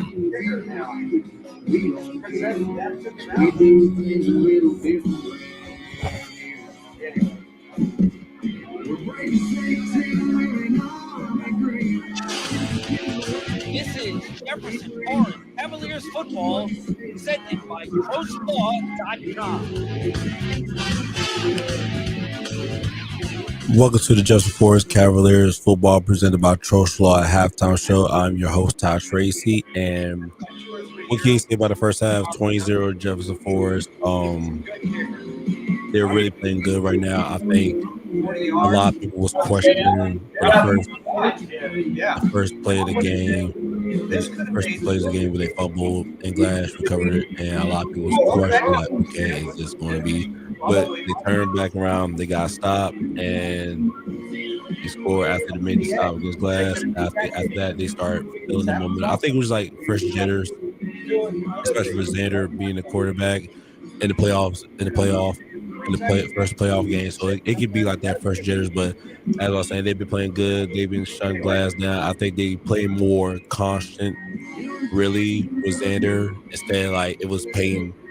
If it was Payne Jackson, it'd be different. But with Xander Court, I think they want to keep it simple and easy for him, not make him do too much in the first half. And I like what they're doing with him. So I think pretty good overall. He's playing good. He's playing good first half. Now second half, I like to see him step up a little bit more. Like go for the kill shot. You have to finish them off. I mean, 20-0 was good, but I think, like I said before, JF is a good second half team, especially defense. They know how to play another level, and I know they're gonna have some good adjustments to play better. I ain't say they ain't playing bad, but they playing good, but more constant and stuff. But I like how it's going. I mean, like Coach Cruz said earlier during the week, Pay Jackson the game time decision. Now he would not. I believe that they shouldn't put him in or nothing. Just let him sit out. Let him just like not teach up, but let him like help out the offense. Even though like if Xander need help, I think Payne Jackson right there in his ear. That's I like how the defense is playing. I like how both sides of the ball is playing. Now the only part is that special teams really need to get directions. their second time getting a field goal block. That can't happen, especially in playoff atmosphere, because that can really change the game. I mean, that extra point can mean a lot. And it can be something like down the game if you miss the extra point like that. So this is the second week that hopefully they get it correctly. I hope that they get on some justice about that. Like, we need to work on that. But like either way, you have to focus on special teams, especially extra points field goal. That can really change the whole game if it's close game right now. And I say like Glass can still keep it. Glass can make a comeback, but like I'm saying, if stuff like that, say it was like a 20-21 ball game, 20 to 19 ball game, it can really make that difference. So I like to see them make corrections on that one as well. But overall, JF is playing good. They're looking good, but playing more conscious, playing more slowly. I feel like they're still trying to bounce back. They bounced back from that heritage loss. Like, they're playing good, but it's still like, okay, we need to pick it up, play JF football how you're supposed to. So I feel like they continue doing that, they'd be good to go. So that's my thoughts on anything about the first half. Playing good. There's no much to say, but they playing a little more cautious, slowly, especially with Xander as quarterback and not Payne Jackson. And that's the part about it. So next, I'll give you some halftime scores around the area and the region, the playoffs, and some BTR and college football for tomorrow and Sunday. So don't go nowhere. Just the Jefferson Forest Cavaliers football halftime show presented by CoachLaw.com. As a station, thrives on volunteers. Volunteering with the FYAA ensures children throughout the sports community have a local place to participate in sports like football, volleyball, baseball, football, lacrosse, soccer, football, flag football, basketball, and cheer. FYAA depends on volunteers and needs your support, whether that's volunteering your time, money, resources, or a combination of your gifts. Visit forcedyouth.org to learn more about how you can support FYAA. Warm weather means traveling.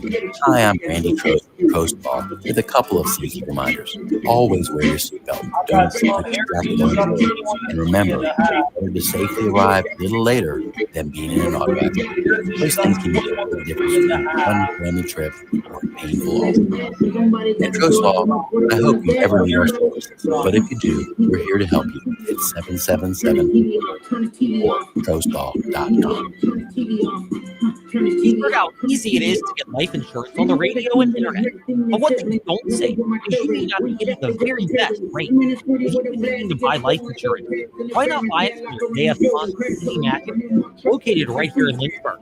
You get the truth about buying life insurance, and you will have an agent to discuss options that are right for your family. Contact Cindy Matthews, a licensed Erie family life agent. With over 33 years of experience, Cindy Matthews is the go-to agent for life insurance. Community here. I'm here to introduce you to the fastest growing church in Forest Community, Impact Church. If you want to find out how to be a winning team for a church, Impact Church is a place for you. Here's more now from Pastor Brad. Hello, everybody. This is Pastor Brad from Impact Church in Forest, and I want to extend a special invitation to you and your family to join us each Sunday at 10 a.m. at our new location in the Jefferson Forest High School auditorium. We are a church that stands on and preaches all of God's word unashamedly, because we believe and know that God changes lives through his word. Impact is a heart for evangelism, a mission to make disciples who follow Christ, and we are active in our community. The Spirit of the Lord is moving. God is doing an amazing work through Impact Church, and we would love for you, your family, and friends to come be a part of it as we make an impact for Christ. We look forward to meeting you this Sunday at 10 a.m. at Jefferson Forest High School. Breaks on the offensive line in the defensive secondary or with special teams coverage create problems in football. Clyde Smith Plumbing and Heating knows leaks in your home or business problems too, like building and belonging damage and lost productivity. That's why you should call Clyde Smith Plumbing at 525-3313, threatening your home or business. Clyde Smith Plumbing and Heating at 525-3313, proudly supporting JF athletes and all activity participants. Central VA Morning for local high school football. Why? Because the culture at Central VA Morning is built on teamwork, dedication, and community support. Teamwork means the right console truly listens to what you want and need in your home or business. Dedication is doing the job right and the spirit of the entire Central VA Flooring team behind your project. Visit centralvaflooring.com. Drop by. Professional VA Flooring on Timberlake Road. Experience the power of teamwork, dedication, and team spirit.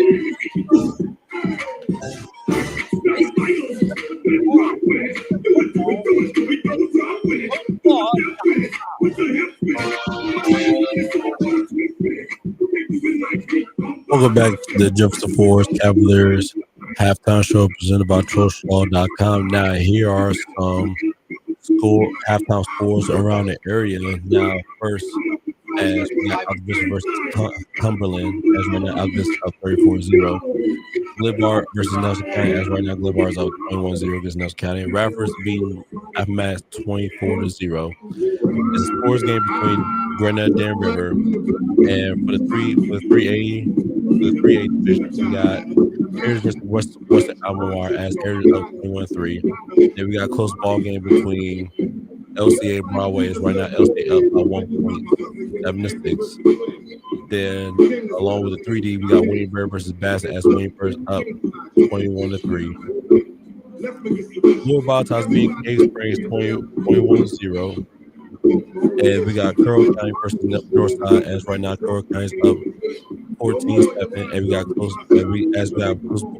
we got a close ball game between Abington and Magdalene. Right now, Abington's up against Magdalene by 3-10-7. And for GW in the 4A Division 4 region, Region D, and we got GW versus Blacksburg. Right now, that's a scores game.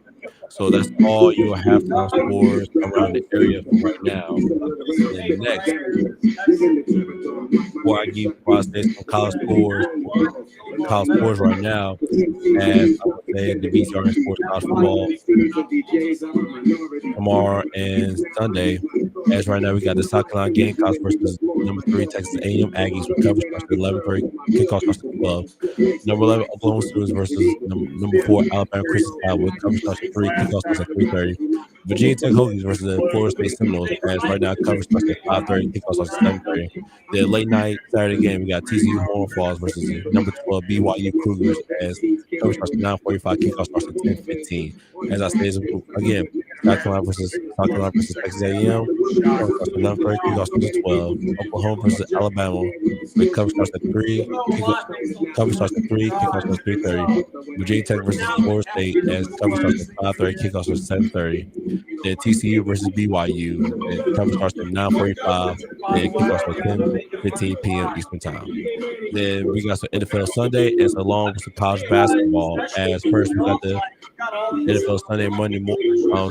Excuse me. We got the Washington Commanders versus the Miami Dolphins as they over in Spain. As kickoff starts at 9:15. Coverage starts at 9:15. Kickoff starts at 9:30. Excuse me. Then we got college basketball with the Charlotte 49ers versus the Virginia Tech Hokies men's basketball. As coverage starts at 1:30. Kickoff starts at 9. Tip-off starts at 2. Then after the Virginia Tech basketball game, we got Kansas City Chiefs versus the Denver Broncos with coverage starts at 4. Kickoff starts at 4:25 p.m. Eastern Time. Then we got a Sunday night matchup between Detroit Lions versus the Philadelphia Eagles with coverage starts at 7:30.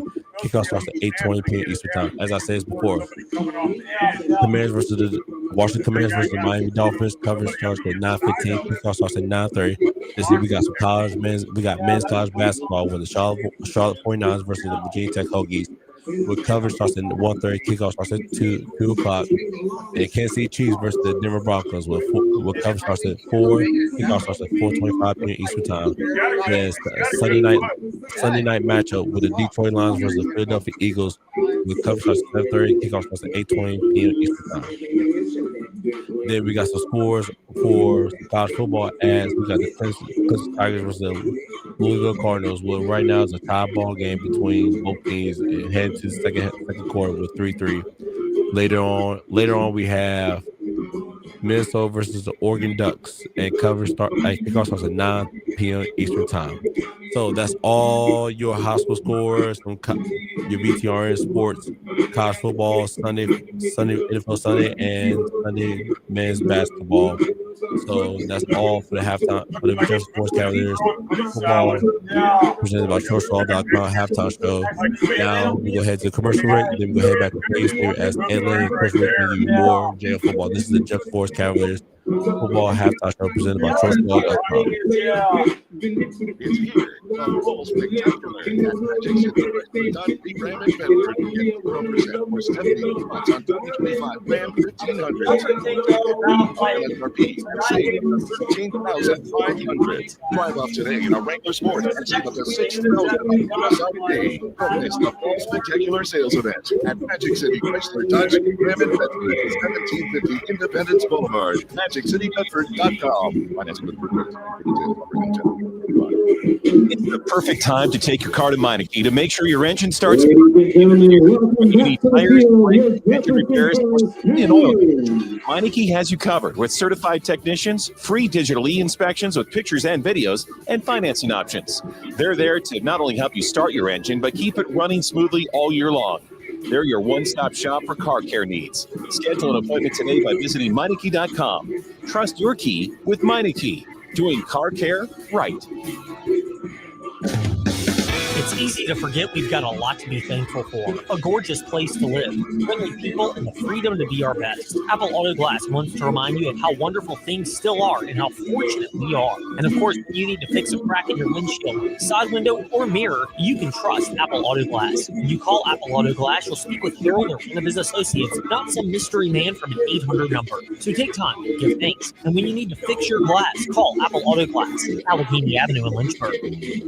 As a privately owned nonprofit organization, the Forest Athletic Association thrives off volunteers. Volunteering with FYAA, your children throughout the community have been able to participate in sports like football, baseball, softball, lacrosse, soccer, football, flag football, basketball, and cheer. FYAA depends on volunteers and needs your support, whether that's volunteering your time, money, resources, or a combination of your gifts. Visit forcedyouth.org to learn more about how you can support FYAA. In most things, it's hard to go from ordinary to extraordinary. It's easy to home or business. Call the Concrete Wizard and transform your place into an extraordinary space. If you're tired of looking at unsightly concrete, then bring light to your old surfaces.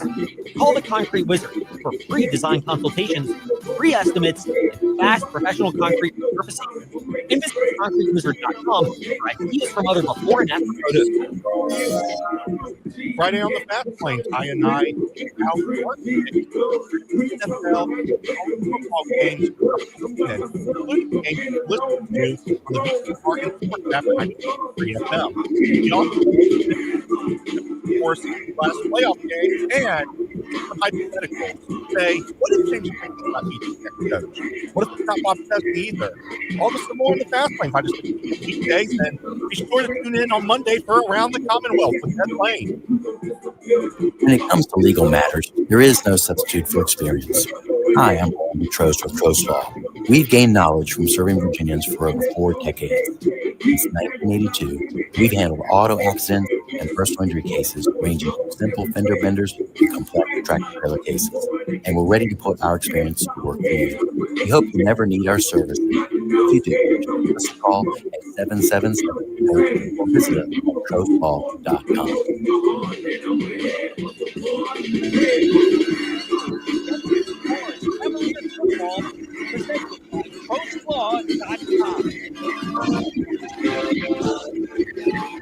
Well, we're getting you set for the second half of JF Cavalier football presented by TrostLaw.com. A big shout out to Ty Tracy for piloting our halftime show. JF trying to grow a 20-0 lead. They'll have to start that quest defensively because Easy Glass won the opening toss, deferred their option to the second half. So JF will be kicking it to them momentarily. Now back to Coach Kennedy with me, Ed Lane. Coach, your Magic City Chrysler Dodge Jeep Ram Bedford keys to the second half for this contest tonight.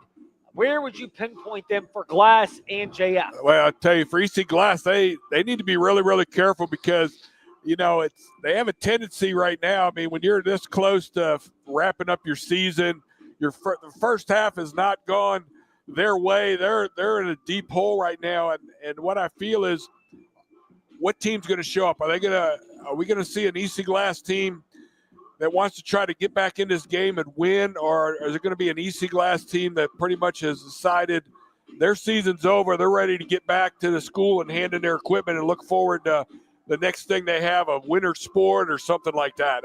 That's one issue I have. And then for the Cavaliers, they just need to finish this game, get out of here without any injuries, play with the same intensity that they finished off at played the first half with, and I don't think they're going to have any issues right here. So yeah, they don't want to let down. They don't want to start looking ahead quite yet. They got a little bit more to do right here in these next 24 minutes. We will see how it unfolds. JF's going to kick it off. The black pants, black jerseys, black helmets with the red numerals and white trim. Those numerals are on the front, back, and the sides of the shoulder pads. White JF with the red saber swords and a red face mask. They'll kick it off to glass. White pants, white jerseys, royal blue numerals on the front and back, royal blue stripes on the side, royal blue helmets with a white cursive glass written across those metallic blue helmets, and a white face mask. Austin Walker's squib kick going to take a couple of bounces and be picked up at the 22 on the right hash mark, up to the 30. Hit by 3 Cavalier defenders in the open field. Dax Rowland was there. Pearson Brooks and Bryson Spano all converge, and JF trying to make a statement defensively to start this third quarter. And Glass in need of the opening drive. This is going to tell us a lot about where we go with EC Glass. If they can get a drive going, or if they struggle to move the ball, this thing could get more lopsided than it is. Well, they have not established the run yet. The only positive thing they've had going for them is Jahil Holloway being able to run the football under duress. That's really been the only positive they had. He's not had time to throw the football, and they haven't established the run, so they really need to figure out what they want to do. Against a 4-man front, it's a snap given to Hunt. He's not got any traction there. Can't even get back to the line of scrimmage. Stood up at about the 29, pushed backwards, never brought down. It's a loss of 1. Slade Kazee, and leading the way, Seth Bell was also there with Logan Hamilton in that front for JF, getting pressure early. Yeah, inside run right there. Nothing going right there. Again, we got a great 4-4 defense right here. 2 corners, 1 safety. They have really locked down that block. The box with their 7. This time a snap called for. Holloway under duress, floats it across the middle. Ball is deflected and incomplete. It looked like Damaris Harris couldn't quite locate the ball. He felt Dax Rowland, number 33, and Pearson Brooks, number 13, bearing down upon him and trying to avoid the hit. Head on a swivel. Didn't focus on the ball. It's incomplete. Well, that was a little play action right there. That's the first time we saw that. They had their slot receiver just dragging across the middle, and he was open. Quarterback wasn't able to really get it in there for him to pull that in right now. And for EC Glass, that's probably their biggest thing is whatever pass plays they have where Holloway can get the ball out of his hands quick. That's really need to be what they should be focused on. 11-11 to go. Opening drive of the third quarter. Glass trying to get something going, down 20-0. They take the 3rd and 11 snap. Holloway does. Steps up in the pocket, fires across the middle. And Harris, a great job to hold on to it. He was belted by Jack Lee at the 45, but he held on. A first down. Had to earn it, but a gain of 16 keeps the chains moving and the drive alive for Glass. Well, I tell you what, he had a little bit of time in the pocket right there. He made a big throw down the middle. What a heck of a catch by Harris, because, man, did he get popped right there. And it looks like he was actually hit by Luke Johnson, and now Luke Johnson's down on the turf right there. And Johnson is down. We've got us an injury timeout early in the third quarter, which we will take with them. 20-0, JF the lead over EC Glass. Hilltoppers trying to get something going offensively, trying to cross midfield for the first time tonight. 11:03 to go in the first half of the third quarter of JF Cavaliers football, presented by TrostLaw.com. When it comes to legal matters, there is no substitute for experience. Hi, I'm Randy Trost with Trost Law. We've gained knowledge from serving Virginians for over 4 decades. Since 1982, we've handled auto accidents and personal injury cases ranging from simple fender benders to complex tractor-trailer cases. And we're ready to put our experience to work for you. We hope you never need our services, but if you do, just give us a call at 777-HURT or visit us at TrostLaw.com. This is Jefferson Forest Cavaliers football, presented by TrostLaw.com.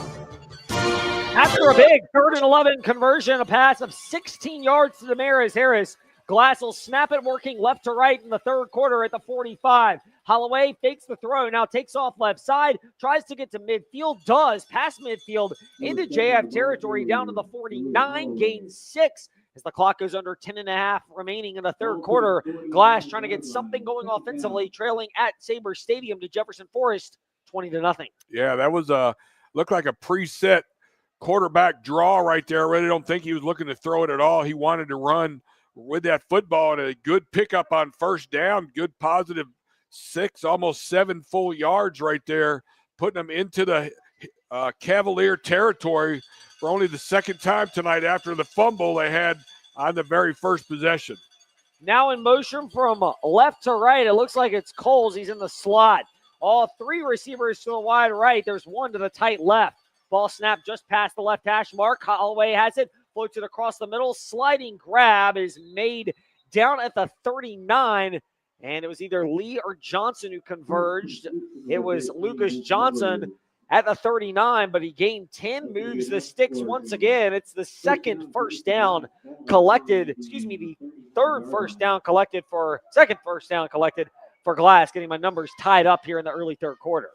Well, I'll tell you what, EC Glass has got a few things happening right here. They've come up with some new wrinkles on offense to get the ball out of Holloway's hands and get it down to his receivers before he's collapsed on by the D-line. This time it's a handoff. Hunt breaks through a tackle at the 37 and drags a defender to the 35 as he's brought down. Good open field tackle. Bryson Spano as Hunt got through there but picked up 4 to set up 2nd and 6 for Glass. They're on the move, trying to get on the Sabre Stadium scoreboard for the first time tonight in the early 3rd quarter. Well, Coach Lovelace is liking what he's seeing so far coming out of halftime right here, seeing his guys get their offense finally get a little bit of momentum going. They got some first downs. They're driving the football. They're into JF territory. See if they can do anything to finish and what the JF Cavaliers can do to try to slow them down. Hunt from behind. Now a step to the left of Jaleel Holloway against the 4-man JF front. Hunt gets it, breaks through one tackle at the 34 and drags some defenders down to the 31. Picked up 4 more to set up 3rd and 2. Well, that's the inside zone right there. They've been running that all game, and this is some of the first time we're seeing the fact that the running back for EC Glass is able to break away a little bit and actually get some momentum and get some yardage on those inside zone runs. 3rd and 2. Can Glass get another first down and keep the drive alive, getting closer to their first trip to the Impact Church end zone? Jaleel Holloway, the lefty, sends Lincoln Funk in motion from right to left. Cavaliers front flinches. Flags come in. They got back on side. Did it induce a false start on Glass, or did they get back and then JF moved, or then Glass moved? And it'll be the second option, false start on EC Glass. And when you're trying to complete a comeback, that's not what you want. From 3rd and 2 to 3rd and 7. Yeah, you go 3rd and 2 now to 3rd and 7. That is a big mistake right there, especially after how good they have done in this series, getting some first downs. That's really going to change up the play call right there for Coach Lovelace on this 3rd and 7 right now. In a tighter ball game, the field goal threat could still be there from David Matthews, who has got the leg for EC Glass, but it's 20-0, so a field goal would still keep it at a 3-possession game mid-3rd quarter. That's not really on the Jamar Lovelace track. Snap taken by Holloway under duress, tries to float to the left side, throws it across the field, tipped by Rowland, and caught on the far side. Jeff Barnes caught it after it went off the fingertips, the left hand of Thax Rowland into the hands of Barnes. Just a fortunate play for Glass. Down to the 26, it is enough for a first down. Wow, what a break right there for the Hilltoppers. Holloway, again, flushed out of the pocket, running to try to buy some time, just throws it downfield. And number 33, Thax Rowland, right there, tries to knock it away, but he tips it up for an EC Glass receiver to catch it for the first down. Quirky breaks. There have been a lot of them that have gone Glass's way tonight, but JF, so far they've overcome it. This time a snap, handoff to Hunt, hit, nope, not going anywhere. Logan Hamilton was the first to grab a hold of Nori Hunt at the 28. It's a loss of 1. I tell you what, great game off the edge right there by Logan Hamilton right there. He is just beating the right tackle of the EC Glass Hilltoppers almost every play right there. Number 75, Parker, for the Hilltoppers, just has not been able to slow down Logan Hamilton coming off that edge. And instead, it's going to be 2nd and 11 for EC Glass, trying to get to the Impact Church end zone. Trying to get to the red zone for the first time tonight, trailing at JF 20-0 in this VHSL Class 4A first round matchup. 5:55 counting down in the third quarter. It's 20-0 JF. 2nd and 11 snap from the JF 28. Holloway takes it again under duress, flushed out of the pocket, rolls to the left side, fires, caught 28, slips through a tackle at the 25, down to the 21 is where it's brought down over on the far side numbers. A convergence of JF defenders came in on what looked like Demarius Harris, but again, Jalil Holloway using his elusiveness to get out of the JF rush, and now it's a manageable 3rd and about 4. Yeah, 3rd and 4 right there. And again, JF really did everything right. They had the pressure. They had Holloway running around. He was just looking for anybody, able to find one of his receivers coming back to him to be able to get a good little gain on that 2nd down throw. Clearly 4-down territory. Glass will snap it from the left hash at the JF 21. They need to get to the 17. Snap. It's a fake. Holloway tries to step up. Nope. Logan Hamilton has it. Ball pops out. JF falls on it. Back at the 30-yard line. And the break now goes the way of JF as Logan Hamilton, making his presence felt on that drive, stuffs out the Glass attempt. And the referees now discussing whether it was a forward pass or a turnover on down. Yeah, the referees are talking like, is it a pass? That was a fumble. He was just trying to get rid of it. What are they going to call? Illegal grounding? I think they're going to call intentional grounding, which would set up, they would call it a forward pass, intentional grounding, and now Glass will have to snap it from their own 30-yard line, and it won't be JF ball just yet. I mean, to me, that's a fumble. It looked like he almost was throwing it backwards. And they're calling it a forward pass. It will be intentional grounding because there was nobody there. And the big difference is while it's a 5-yard penalty, Glass will at least get to snap it from their own, from the JF 35 on what will be 4th and 23. Wow, that was not a good call, I believe. That gives Glass one more chance here on this 4th down, and a 4th down and about 17 yards right here. That's an opportunity to try to throw it up and get something to happen here. 4:54 to go here in the third quarter. Can Glass keep this drive alive? They've got a monumental task on 4th down and 23. They need the 17 of JF. They're snapping it near the left hash mark, but closer to the middle of the 35. Snap. Holloway under duress, steps up in the pocket. He's going to take off. Does he get to enough? 20, dives toward the first down marker. Depends on the spot. It looks like he just barely gets it. And that call looms large right now as Glass keeps this drive alive for a first down off the run of 17 and a half. Wow, what an incredible scramble run right there for every last inch to get that first down for EC Glass, and JF missed an opportunity right there, not being able to tackle him at least before the first down marker, and that gives Glass new life. And Holloway running for that first down like his life depended on it, and for the Glass season, it kind of feels like it did. Glass trailing 20-0 at Jefferson Forest, 4:15 to go and counting down in the third quarter. Holloway going to run it off the right side, sees an opening at the 15 to the 10, drags the defender from the 5 toward the Impact Church end zone and in for the Glass touchdown.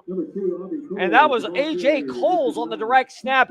He gets in for the touchdown, and it's now 20-6 as Glass keeps their season alive.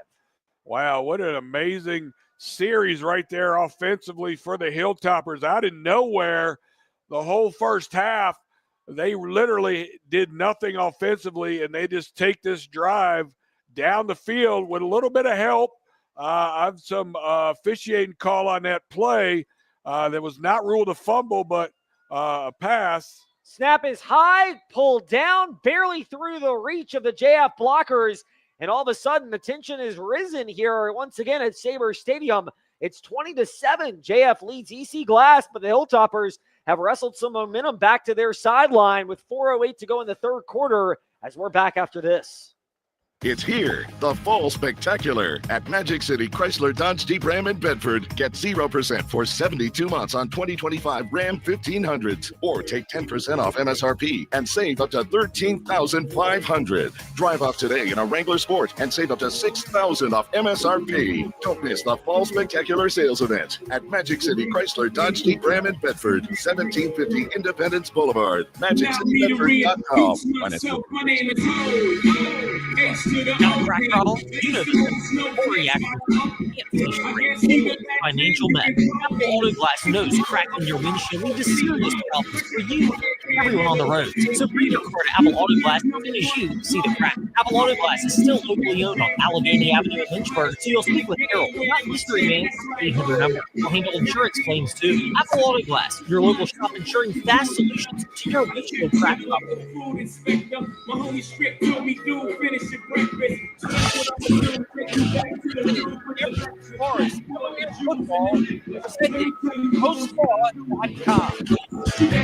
the first drive of the second half would show us what fight EC Glass had. They had enough. They get into the Impact Church end zone on a touchdown run from A.J. Coles, 17 yards out. This time, an ensuing kickoff. Charleston Harris could not bring it out of the Impact Church end zone.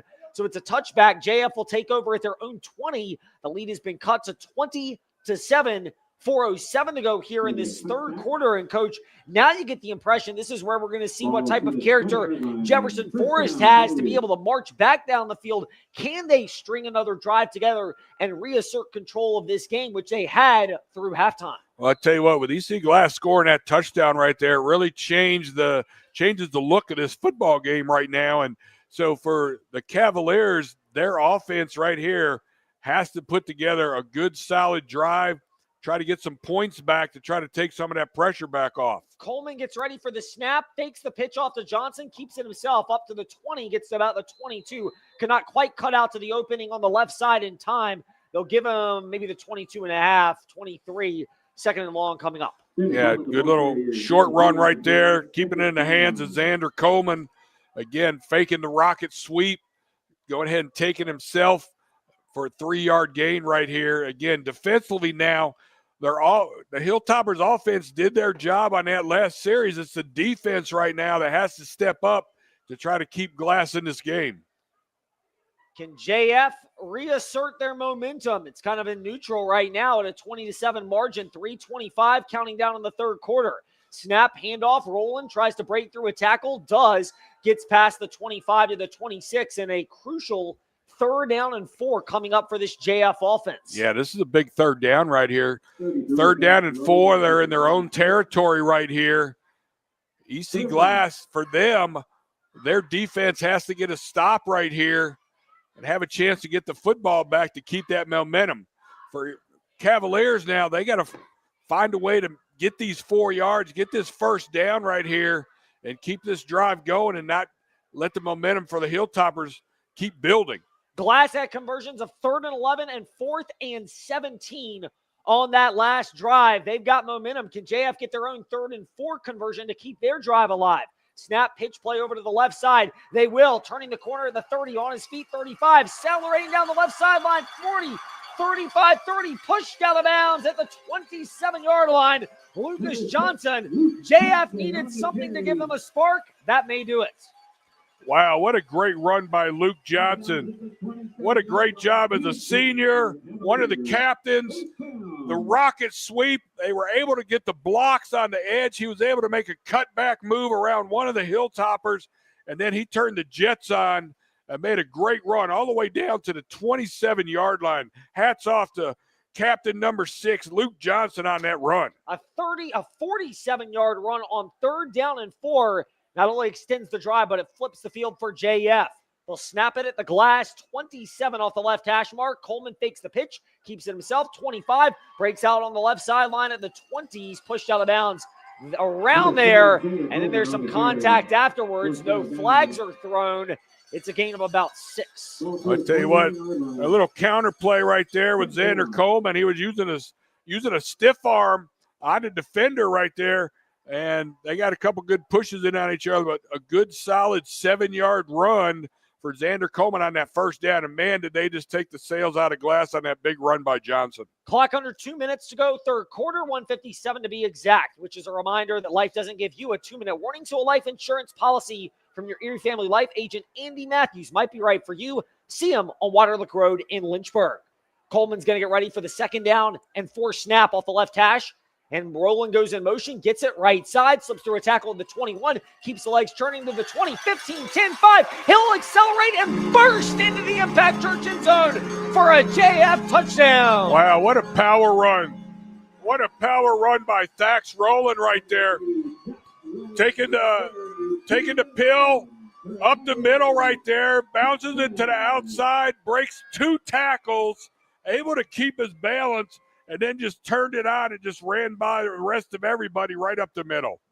And JF answered emphatically with that drive. Got dicey again early, but give this JF team a lot of credit with their backup quarterback, Xander Coleman. They've hung in there with some mental toughness, and they answer Glass's drive with a touchdown drive of their own late third quarter. Snap, extra point. These have been adventurous the last couple of weeks, and it is once again. It's kicked off the left upright, and it's no good. It stays 26-7 with $1:49 to go here in the third quarter. We'll revisit that and those sequences when we return on JF Cavaliers football, presented by TrostLaw.com. In most things, it's hard to go from ordinary to extraordinary. It's easy with your home or business. Call the Concrete Wizard and transform your place into an extraordinary space. If you're tired of looking unsightly concrete, then bring light to your old surfaces. Call the Concrete Wizard for free design consultations, free estimates, and fast professional concrete resurfacing. And visit theconcretewizard.com for ideas from other before and after photos. Friday on the morning warm-up, Sam, Ty, Luke, and myself pick all the games that you can hear right here. Even if you can just get 1 or 2 of them early to change the 10, that way if you miss it, it doesn't have that same catastrophic feel. Plus, we did a Friday hypothetical on the coaching carousel. Monday, reaction to the weekend, and maybe a James Franklin announcement. Tune into the morning warm-up, weekday morning, 7 to 8 a.m. on BTRN Sports, 93.3 FM, 1320 a.m., and on the BTRN Sports app. This is Jefferson Forest Cavaliers football, presented by TrostLaw.com. 26-7, Glass trailing Jefferson Forest. Cavaliers have 4 trips to the Impact Church end zone, but they've been kind of sullied because on the last 2 of them, they've had missed extra points. One of them blocked, the other doinked off the left upright. Austin Walker's going to put this one a little bit more of a high, deep kick, and Vincent Edwards tries to bobble it, picks it up off the hop at the 15, 20, up past the 25, spun down at the 30, which is where Glass will take over with 1:41 left here in the third quarter. But, Coach, back to those extra points. You look at last week, the blocked kick at the end of regulation. Today, there's another blocked kick and an extra point off the left upright. And if you're wondering what's going on with these missed kicks for Jefferson Forest, I think JT Cruz needs to get that figured out as well. And I'm sure he will focus on that because it feels like sometimes it's the snap, it can be the hold, it can be the kick, it can be blockers. Kind of feels like it's an amalgamation, kind of a combination of problems. Well, you're seeing multiple issues, I think, and all of that needs to be addressed immediately going into these playoff games right here. And again, assuming JF is playing next week, that has to be fixed.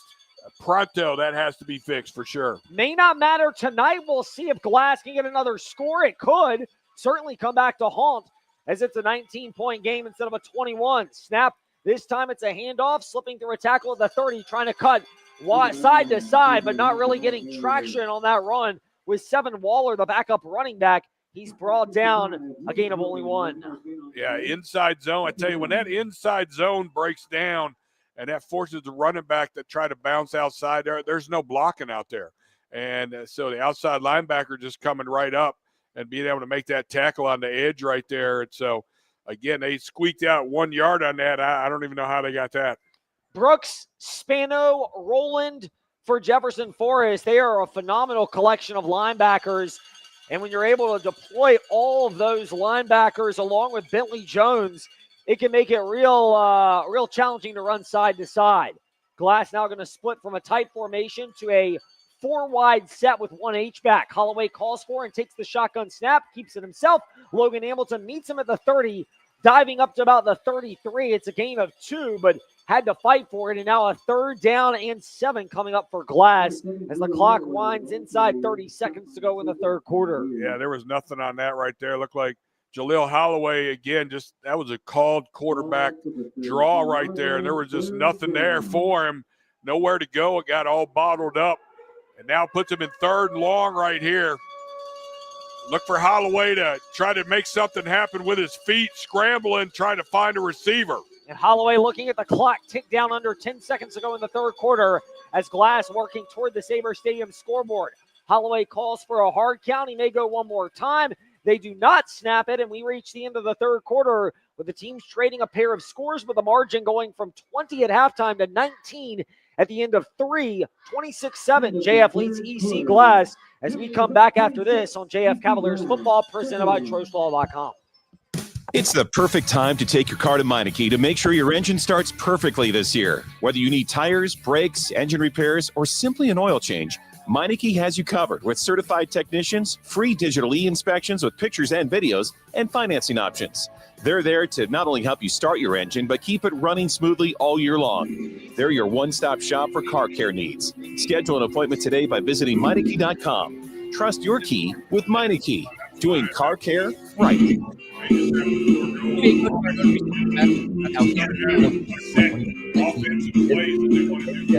Shots might go up quicker. It's just a way to play. They're going to crash the offensive class. So that's going to look a little bit different. Let's say that coaches didn't crash. They did. They had a very way of doing it. It's different way to do it. I think it's going to be fun for the fans to see it power in here. And again, goal is winning. And so whatever we have to do to make sure that is the number one important thing, we're going to do that. This is the Fast Lane. Everything's by the game on VTR in Sport. I don't know what they're doing. VTR in Sports app. Here's Mark S. You're in Sport. This is Jefferson Forest Cavaliers football presented by TroStlaw.com.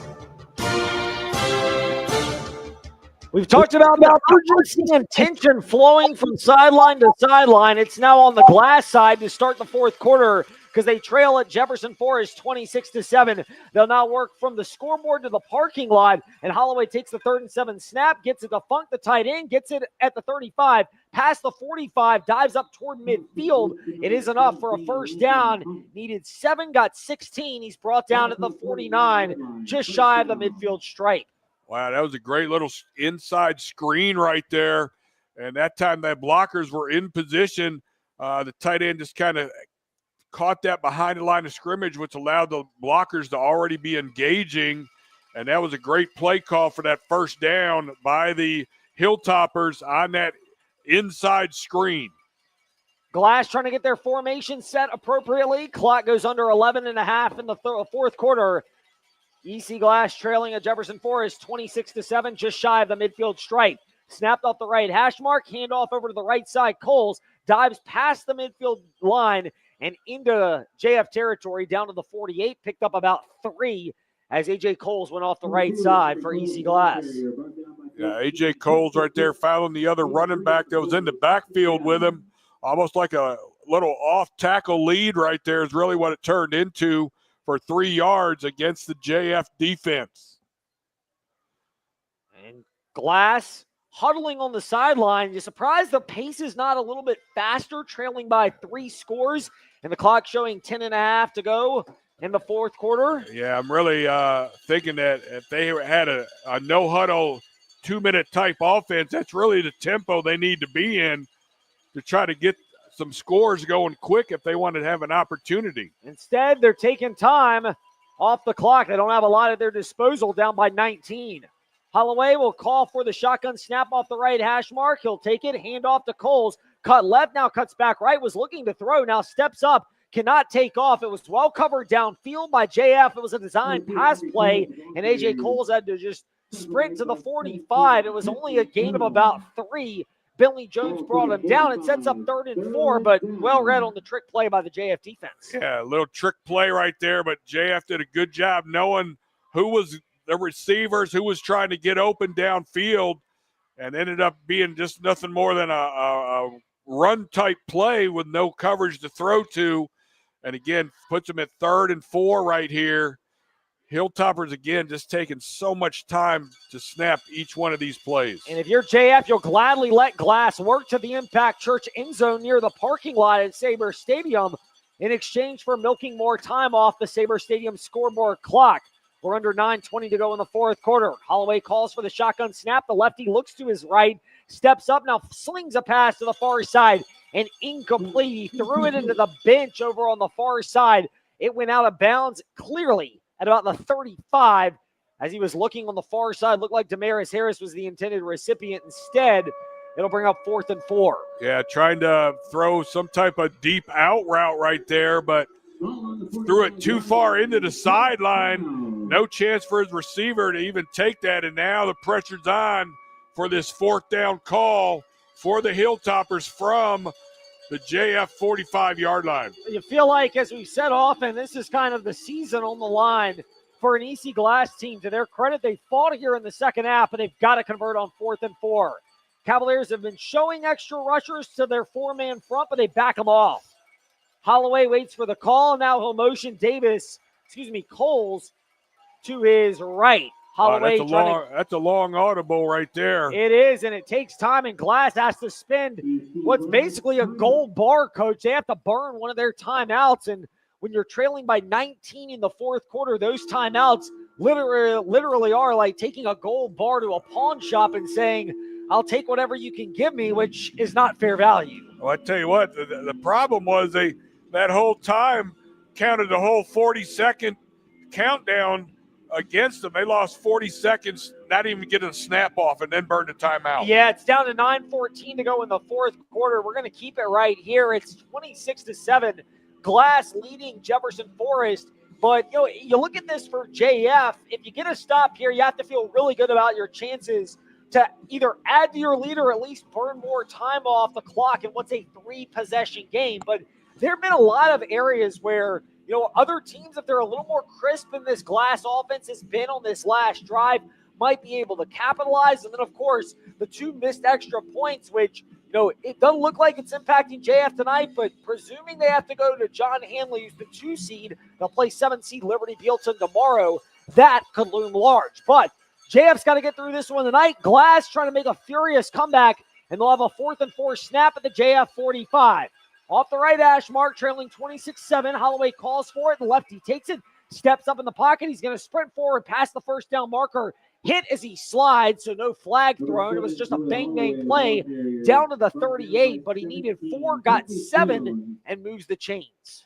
Well, I tell you what, that has been the most effective play for the Hilltoppers is Jaleel Holloway just making something happen on the pass plays with his legs. And that time, the inside opened up for him. He saw they had a chance to run for it, and he used his legs to get that first down and keep this drive going. But again, the clock is just continuing to run with no urgency on the offensive play calling for the Hilltoppers. And now the clock goes under 8:45 remaining in the fourth quarter. This is a 3-possession game, 26-7 EC Glass. They fought hard, yes, but they're missing some chances to try to go for broke and see if they can get back in it. We'll see if they take a shot here. Holloway, the snap, gives it to Coles. He tries to pick his way through. Not much there. He stood up. It's a loss of 1. And repeat after me, the clock will continue to run as we'll now likely work under 8 minutes to go in the fourth quarter. I tell you, those slow developing runs right there. That time he play faked to running back number 1 and handed it to running back number 2. That was way too long. The defensive line had already penetrated at that point. That's why they lost a yard. Holloway calls for a shotgun snap on what will be 2nd and 11 from the 39. Holloway looks to his right. He fires a dart across the middle, but cannot connect with Karan Mosby, who slid at the 29 near the first down marker, but that ball bounced at about the 31 on the far side numbers into Mosby's arms. That does not count for a completion. It sets up 3rd and 11. Again, good pressure right there coming on the defense, especially number 54, Logan Hamilton. He has just been having his way coming off the edge right there. And again, I know what the defensive coaches are trying to do. They're trying to not to give Holloway some run lanes right there, but there needs to be an equal push, and those defenders need to stay in their rush lane. Holloway takes the snap, floats to his left, now throws it back to his right. Mosby grabs it, but in the backfield of the 41, up to the 39 or so, but he stays in bounds. He's brought down, no gain, and once again, the yardage versus clock reward goes in favor of JF, as staying in bounds means the clock's going to go under 7.5 to go in the fourth quarter on what is, once again, basically the season for EC Glass, trailing 26-7 at JF. I tell you what, they tried a little backdoor X Z screen back there, and the tackle was not able to get out there and block the corner in time to let him get loose and have a chance to make a play on that throw and catch. 4 down linemen for JF, not showing they're going to bring anybody else. Holloway calls for and takes the shotgun snap against the 4-man rush, throws far side, in and out of the arms of Karan Mosby in front of the glass bench.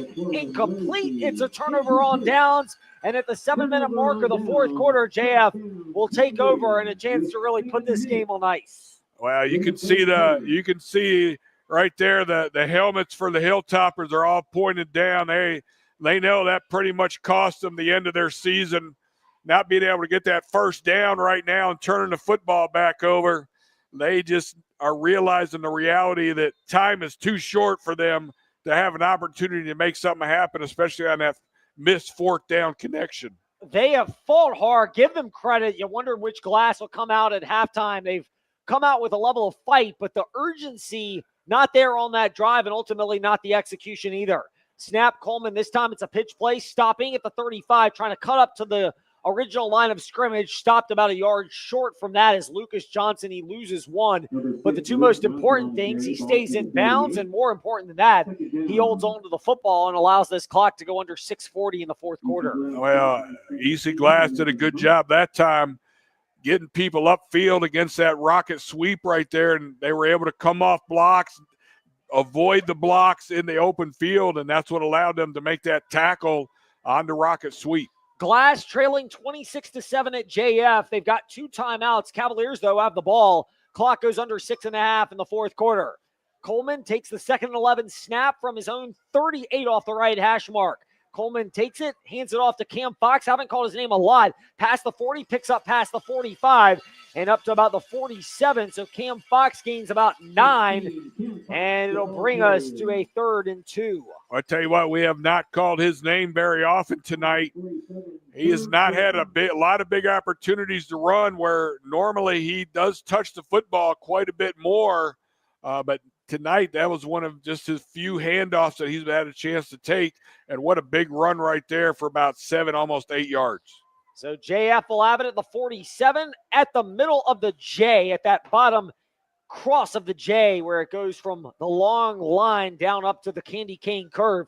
They'll snap it in the middle of the field with 2 yards to go for a first down. Coleman takes it, a handoff to Rowland, tries to get out of an undercut, but cannot. In the open field is Coles, brings him down, a loss of 1, sets up 4th down, and the undesirable punt scenario for JF, although they're looking like they might at least trot to the line of scrimmage and see if they can induce an offsides. Why not? Up 26-7, clock will go under 5 minutes, and you have all 3 timeouts if you want to burn one of them here to set up a punt. Yeah, Coach Cruz right here getting his offense lined up. We're not sure what he's going to do, if he's just going to let the clock try to run down and milk a bunch of time, or if he's actually going to run a play. Ball rests on the left handle of the Sabre Swords. Cavaliers go in motion. Coleman with a hard count so far. Glass not budging. We don't have a play clock here, but it goes under 4:40 in the fourth quarter. Coleman waits for the hard count once again, and now a timeout called by JT Cruz with 4:36 to go in the fourth quarter. We'll see what JF decides to do. They've got a lot of leverage, up 26-7 late fourth quarter on JF Cavaliers football, presented by TrostLaw.com. It's the perfect time to take your car to Meineke to make sure your engine starts perfectly this year. Whether you need tires, brakes, engine repairs, or simply an oil change, Meineke has you covered with certified technicians, free digital e-inspections with pictures and videos, and financing options. They're there to not only help you start your engine, but keep it running smoothly all year long. They're your one-stop shop for car care. For an appointment, visit Meineke.com. Trust your team with Meineke, doing car care right.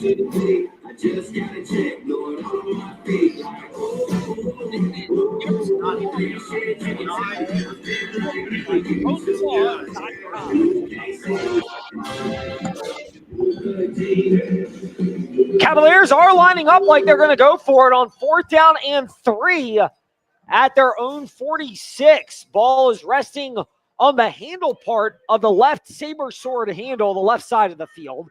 Cavaliers are just shy of midfield, working left to right in the fourth quarter. They have a 26-7 lead, 4:36 to go. Now both teams with 2 timeouts. A lot of trust in Xander Coleman, the backup quarterback, as Luke Johnson goes in motion, gets it on the pitch, left side, turns the corner, 45, has the first down past midfield, accelerates past the glass, 45, down to the 41, pushed out of bounds right around there, around the 40, but it is enough for a 13.5 to 14-yard gain, and more importantly for JF, a big first down.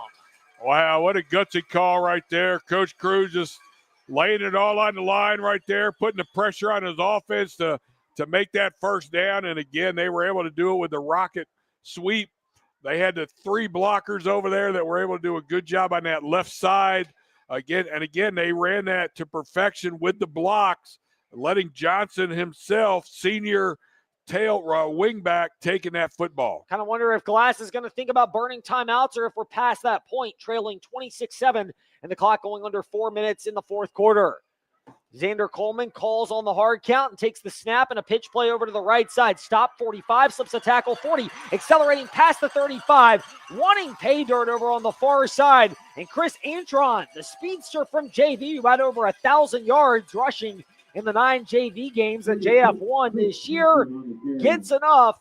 It's about 8, but a speed burst for Chris Antron. Wow, good little run right there. That looks like that might be the JV player, the freshman running back, number 36. It was Chris Antron, the freshman, who had over 1,000 yards in JV action. The word is he is faster than Xander Coleman, supposedly. He is. He's small. He's only about 5'7", 130 or so pounds. He weighs less than I do, which is, there's not a lot of people out there in that regard. But he's one of them. This time a shotgun snap coming from Xander Coleman. Clock approaches 3 minutes. Coleman keeps it himself. Hit hard at the 30, but does a good job to hold on to that football.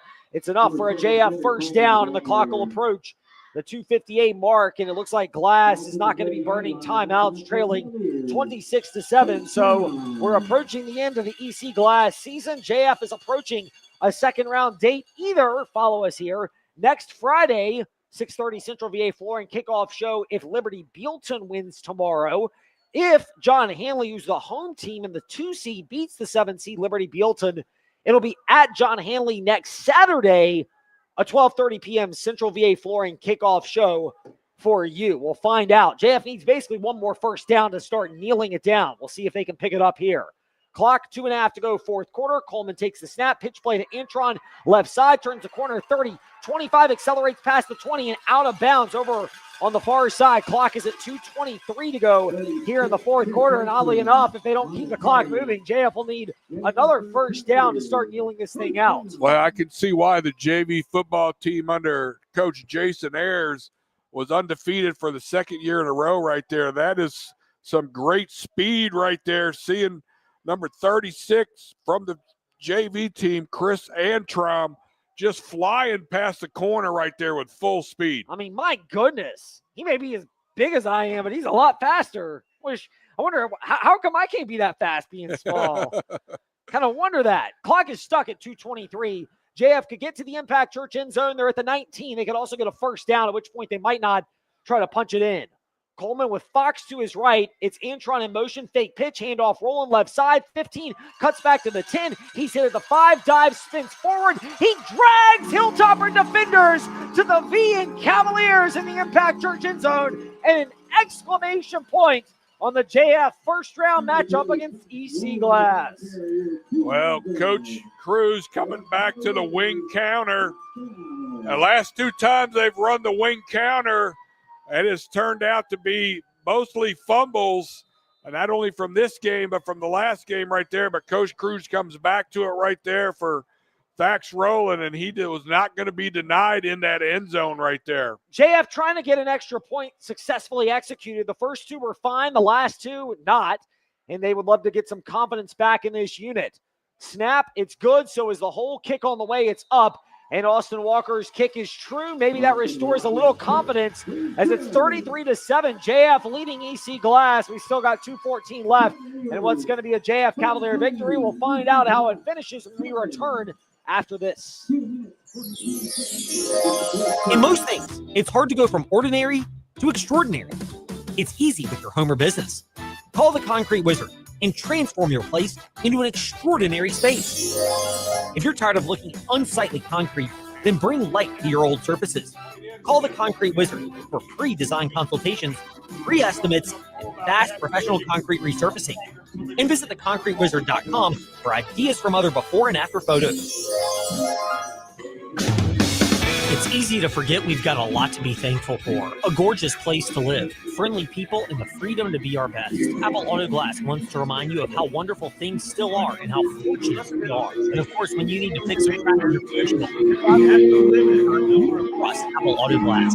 Call Apple Auto Glass. You'll speak with Harold or one of his associates, not some mystery man from an 800 number. So take time, give thanks, and when you need to fix your glass, call Apple Auto Glass on Allegheny Avenue in Lynchburg. 40 quarters.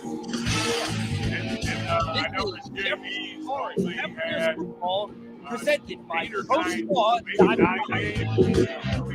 Jefferson Forest is on their way to what would be their 9th victory of the season and a sweep in the Black and Blue Bowl this year against EC Glass. A lot of people were wondering, would it be a repeat of 2023 where JF won the regular season matchup in a shutout but lost 27-20 in the playoffs to EC Glass? Not going to be the case tonight as Austin Walker's high kick fielded, backtracking up to the 15, back to the 15-yard line, up the left side numbers near sideline to the 25, Vincent Edwards, and he's brought down at about the 27. That's where Glass will take over. Clock shows 2:04 in the fourth quarter. It's close enough to the 2-minute mark to remind you life may not even give you a 2-minute warning, which is why a life insurance policy from your Erie Family Life agent, Andy Matthews, is right for you. Might be right for you. Find out if it is right for you by seeing Coach Kennedy's guy, Andy Matthews, on Waterlick Road in Lynchburg. Well, I tell you what, you need some insurance, go see Andy Matthews. He definitely hooked me up for the last 35 years for insurance. And I tell you what, EC Glass needed some insurance on that. They had a personal foul there after the play. That's going to back them up 15 more yards from the spot. Yes, it is. It's going to back them up, and it's going to be back deeper into their own territory. And this is where you're just fighting with what all is left, knowing the outcome is pretty much sealed now, down 33-7, 2:04 to go in the fourth quarter. And you're going to need 4 touchdowns in 2 minutes. That, if, Michael Vick's down there on the field, it might be possible, but he's not in his prime, and you're dealing with a different dynamic here. Jaleel Holloway, he's been under duress quite a bit tonight, calls for and gets the shotgun snap, floats it over to the left side, slipping, catching it at the 17-yard line, and then pushed back there. No yards after contact was Jeff Barnes, and it's a gain of, we'll call it about 3, and the clock will start to work for EC Glass. Yeah, short little gain right there. Again, JF needs to be really, really careful here these last few minutes. Any kind of tempers, any type of flagrant fouls where somebody can get some personal penalties and things like that. You want to be super careful not to get any of those type of fouls here at the end. Yeah, don't need a repeat of Orange County last year where things got testy to say the least. Snap, this time it's a handoff. Hit in the backfield, absolutely no traction for Nori Hunt, and he's just not really had much to go with tonight. JF's defensive front, they have really set the tone for so much of this evening, and they stop him there. It's a loss of 1, 3rd and 8 coming up for Glass. Yeah, Jamar Lovelace looking to just get this game over with, get back to EC Glass, figure things out, start getting his mind focused on the offseason, where for the Cavaliers, they live another week. They will be playing the winner of John Hanley, Liberty Bealton. Yet to be determined where that location could be, though, based on tomorrow's game. Yeah, it's a 1 o'clock game tomorrow. 7-seed Liberty Bealton is at 2-seed John Hanley, and Hanley won the first matchup this season. 46-16. Clock, 27 seconds left here in the fourth quarter, this may be the final play. Holloway fakes the handoff, keeps it himself, tries to turn out wide to the far side. Dax Rowland brings him down, and that's going to be the final play of the game. Rowland, a classy gesture to help up Jaleel Holloway. Pearson Brooks and Rowland were right there, and JF is going to sprint back to their sideline. Glass, they're going to do the same. The clock hits zeros. That horn sounds here at Sabre Stadium. And an exhale from JF. You felt the tension early after the loss to Heritage last week. The fear of, are we going to have another regular season domination of Glass and it's not going to bounce back? And then a fumble on the second play from scrimmage. But JF settled in. They control the line of scrimmage, which has been their staple, and they pick up a big 33-7 victory to move on to the second round. Well, they got it done. Again, the fumble really was the only real issue I saw, but again, the defense made a fourth down stop on that, and after that, they took over the game. EC Glass, give them credit for the second half, not giving up. They played hard. They had a good drive, was able to actually put a touchdown on the board right there. Ate up most of that third quarter. They just didn't leave themselves enough time to really get anything else done. Yeah, I mean, the only real gripe you would have if you're a Glass fan is the fact you might want to have seen some more urgency on that drive, down 26-7 in the fourth quarter. But, I don't know if it would have mattered on the win-loss record, but you would like to maybe have seen them take a chance at that. But other than that, Glass, they fought, they hung in there tonight. It's just the overall difference on EC Glass and JF this year has been the superiority of the Cavaliers up front. Their offensive line helped set the tone after the early fumble. Forest Youth Athletic Association might not like us because we might have 5 offensive linemen as our offensive players of the game tonight. And we could make the case for the JF defensive front, although if you're looking at JF, that Charleston Harris pass breakup on a fourth down pass play, which was trending towards a completion after the fumble and Glass's opening drive. Instead, Harris breaks it up. Incomplete. JF gets it back and kind of never looked back from that point. That may turn out to be another one of those moments tonight. Yeah, again, great job by Coach Cruz and his staff, able to keep the Cavaliers focused on this first-round playoff game. Great job. Great team in the Hilltoppers. Their season is over. All those players can have something else to look forward to another season. Those young guys will be back. Those seniors are going to take it pretty hard. I still remember my senior year, my last football game I played. You remember that the rest of your life. So some of those seniors will be having that feeling. Yeah, that pain of this is the end of the road as far as playing high school football, suiting up. And it's not just that, Coach. It's all the effort that goes in to an offseason. EC Glass kind of rededicated themselves this past offseason. It started off very rocky. They played a really challenging schedule that featured a number of teams. Patrick Henry, who's the top seed in Class 5A, GW Danville, the top seed in 4A, obviously Heritage as well as LCA in 3A, the two favorites you would have to say to make it to the 3A region or the 3C regional finals, but in AAA football, and then Jefferson Forest. I mean, this was not an easy schedule. It got rocky, but Glass, to their credit, after that 56-0 loss to JF, they fought, and it was 33-7 tonight, but they acquitted themselves a lot better than they did where everything kind of imploded about a month ago at City Stadium. Yeah, no, for sure. And again, hats off to Coach Lovelace, keeping his guys focused. They could have easily come in and given up after getting down a couple touchdowns, and they didn't. So hats off to the Hilltoppers. And again, Coach Cruz and his group get focused this week on finding out tomorrow who they're going to play, and then the work begins on breaking down all the films, coming up with the coaching plan that they want to put into action. Coach, an interesting spot. This is not normal. Most every game in high school football is played on a Friday night, but John Hanley, where if they win, JF will go there next Saturday for a 12:30 p.m. Central VA4 and kickoff show on Saturday, the 22nd of November. If you don't know what's going to happen, is a lot of the next 24 hours for this JF coaching staff. Tonight, if they stay up, certainly probably getting up early tomorrow, is it going to be focused on what they can fix and correct from this game and what worked well if Xander Coleman is to get more snaps at quarterback that they can unlock regardless of who their opponent is? Yeah, so again, not knowing their opponent, they may look at both teams potentially a little bit. Some of the game film, they have access to a lot of game film, so they could actually watch a little bit of both and start getting some ideas. But, yeah, they're definitely going to be waiting to see. And, at that point, once you know who you're playing, then you start strategizing. You start putting all your coaching skills together, breaking down their team offensively and defensively, and then what you can counter with them, what you can go on attack with them, where you have better players and better positions, all that stuff that's seen behind the coaching doors that nobody sees, all the work and preparation that goes in. Yeah, all of that is stuff that is taken into consideration.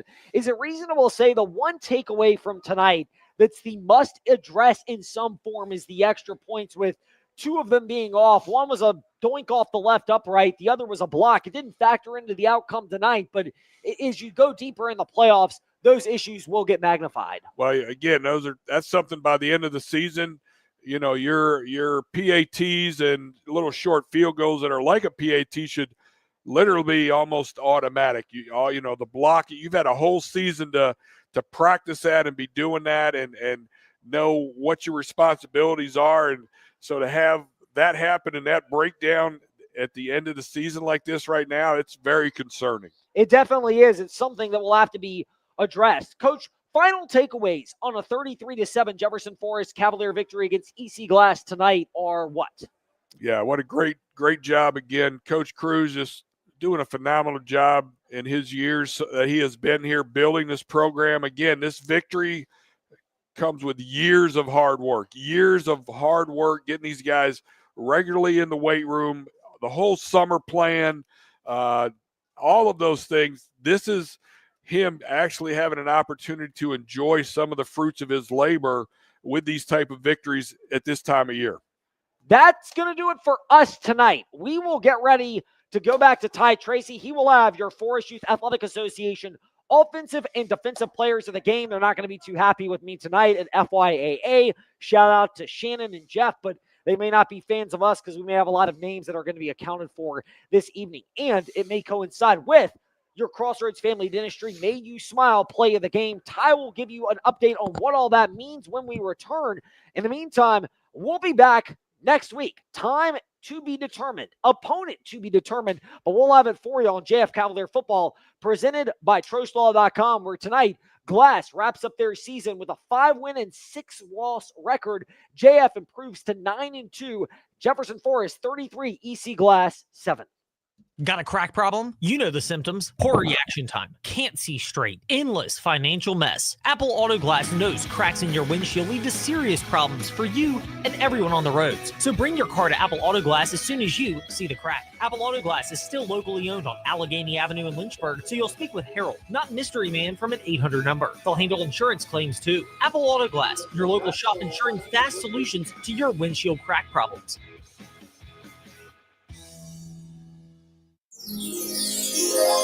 In most things, it's hard to go from ordinary to extraordinary. It's easy with your home or business. Call the Concrete Wizard and transform your place into an extraordinary space. If you're tired of looking at unsightly concrete, then bring light to your old surfaces.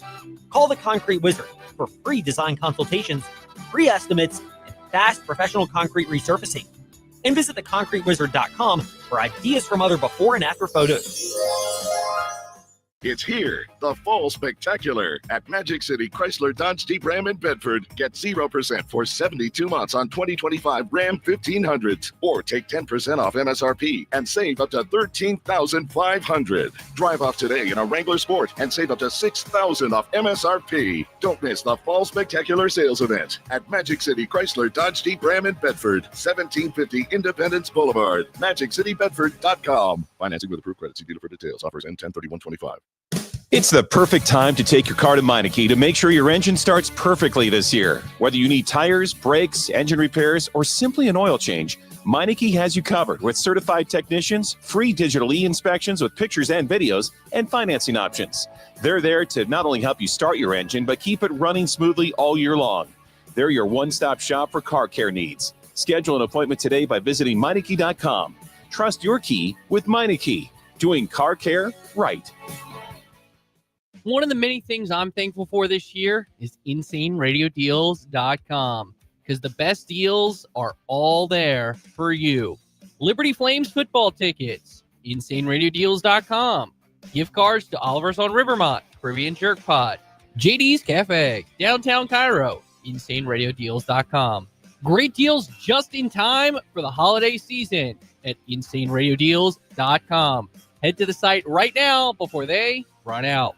Friday on the Fast Lane, Ty Tracy and I, we sat down with Joey the Chief Keller, Liberty, Florida State, and Notre Dame alum to talk about the upcoming matchup between the Florida State Seminoles and the Virginia Tech Hokies. Also, Mike Norvell's job on the hot seat. Then we spoke on Notre Dame being ranked over Miami and the coaches disrespecting Notre Dame. Tune into the Fast Lane weekdays 5 to 6 p.m. on the VTR and Sports app or 93.3 FM, 1320 AM Lynchburg. See you Monday for Around the Commonwealth. UVA coach Ryan Odom recently joined the Fast Lane to talk about how his team will look different from a Tony Bennett-led team. It is going to look different in JPJ. Shots are going to go up quicker. It's just the way that we play. We're going to crash the offensive glass. That's going to look a little bit different. It's not to say that coaches' teams didn't crash. They did, but they had a very specific way of doing it that's different from the way that we'll do it. I think it's going to be fun for the fans to see a new style in here. And again, goal is winning. And so whatever we have to do to make sure that is the number one important thing, we're going to do that. Listen to the Fast Lane weekday afternoons 5 to 6 p.m. on VTRN Sports, 93.3 FM, 1320 AM, the VTRN Sports app, and open your smart speaker. Ask VTRN Sports. After another win in the Black and Blue Bowl, Jefferson Forest Cavaliers football, presented by TroSlaw.com, moves to round 2 of the VHSL Class 4 playoffs. It'll either be a home date Friday, November 21st against Liberty Belton, or a trip to John Hanley on Saturday, November 22nd. We'll know more this weekend, but plan to join us on the Virginia's Talk Station app, 100.9 FM Lynchburg, 95.5 FM Bedford, and Open Virginia Talk Radio Network on your smart speaker. JF Football is also presented by Central VA Flooring, Crossroads Family Dentistry, Forest Youth Athletic Association, Meineke Car Care, and the Andy Matthews Insurance Agency. This is Jefferson Forest Cavaliers football, presented by TroSlaw.com. Welcome to the Jefferson Forest Cavaliers postgame show presented by TroSlaw.com. I'm Ty Tracy. A huge win for the Cavaliers, 33-7. They beat the glass. They beat DC Glass Hilltoppers in a clean sweep in the Black and Blue Bowl, but in the playoff. In the first round playoff, now they advance to the next round. We'll talk about that later, in a couple segments. I'll break it down to y'all so y'all understand. So, for one, let's go with our FYA offensive player of the game, defensive player of the game, and Crossroad Family Dentry made you smile player of the game. And let's go with the offense YAA player of the game. It goes to the big guys. It goes to the big guys up front. Slade Keegan, Seth Bell, Ethan Mandel, Chance Sparker, and Logan Hamilton. Congratulations, y'all boys. Congratulations to O-lineman. Take care of Xander Coleman as well, the quarterback, your backup quarterback, as he was playing good as well. Congratulations for the front O-lineman for getting it done. And defensive player, FYA, defensive player of the game goes to Charleston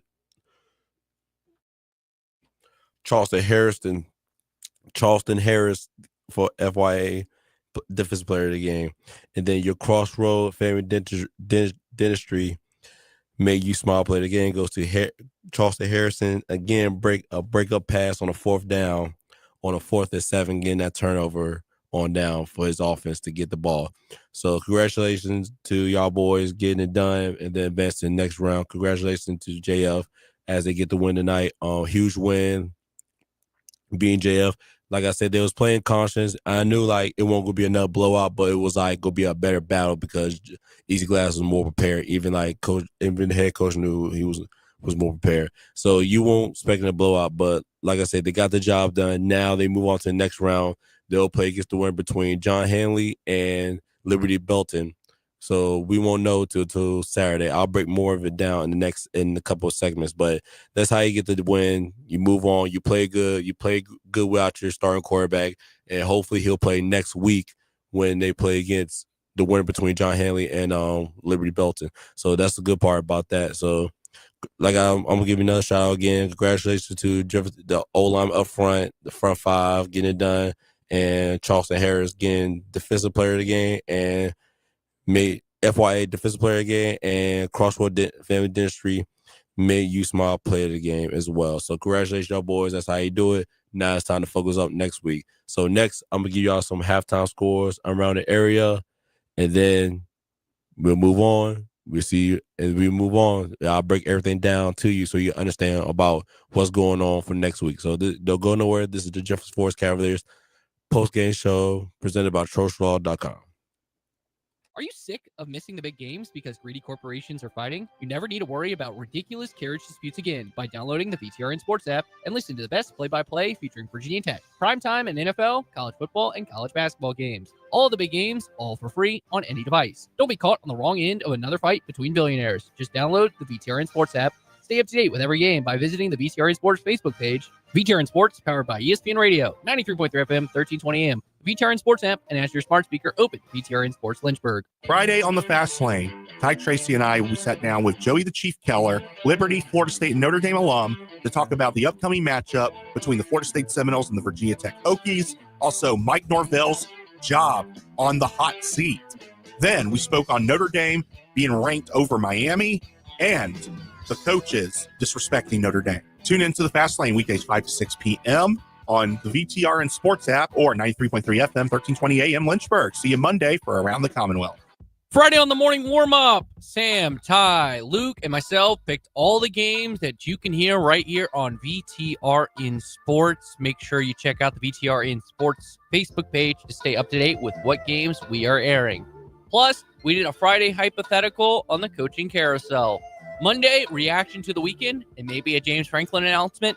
Tune into the morning warm-up, weekday morning, 7 to 8 a.m. on VTRN Sports, 93.3 FM, 1320 a.m., and on the VTRN Sports app. One of the many things I'm thankful for this year is InsaneRadioDeals.com, because the best deals are all there for you. Liberty Flames football tickets, InsaneRadioDeals.com. Gift cards to Oliver's on Rivermont, Caribbean Jerk Pot, JD's Cafe, downtown Cairo, InsaneRadioDeals.com. Great deals just in time for the holiday season at InsaneRadioDeals.com. Head to the site right now before they run out. After another win in the Black and Blue Bowl, Jefferson Forest Cavaliers football, presented by TroSlaw.com, moves to round 2 of the VHSL Class 4 playoffs. It'll either be a home date Friday, November 21st against Liberty Bealton, or a trip to John Hanley on Saturday, November 22nd. We'll know more this weekend, but plan to join us on the Virginia's Talk Station app, 100.9 FM Lynchburg, 95.5 FM Bedford, and Open Virginia Talk Radio Network on your smart speaker. JF Football is also presented by Central VA Flooring, Crossroads Family Dentistry, Forest Youth Athletic Association, Meineke Car Care, and the Andy Matthews Insurance Agency. One of the many things I'm thankful for this year is InsaneRadioDeals.com, because the best deals are all there for you. Liberty Flames football tickets, InsaneRadioDeals.com. Gift cards to Oliver's on Rivermont, Caribbean Jerk Pot, JD's Cafe, downtown Cairo, InsaneRadioDeals.com. Great deals just in time for the holiday season at InsaneRadioDeals.com. Head to the site right now before they run out. This is Jefferson Forest Cavaliers football presented by TroSlaw.com.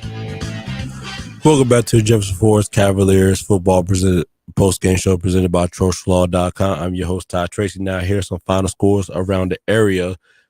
Alta Vista advanced to the next round, being Cumberland 71-9.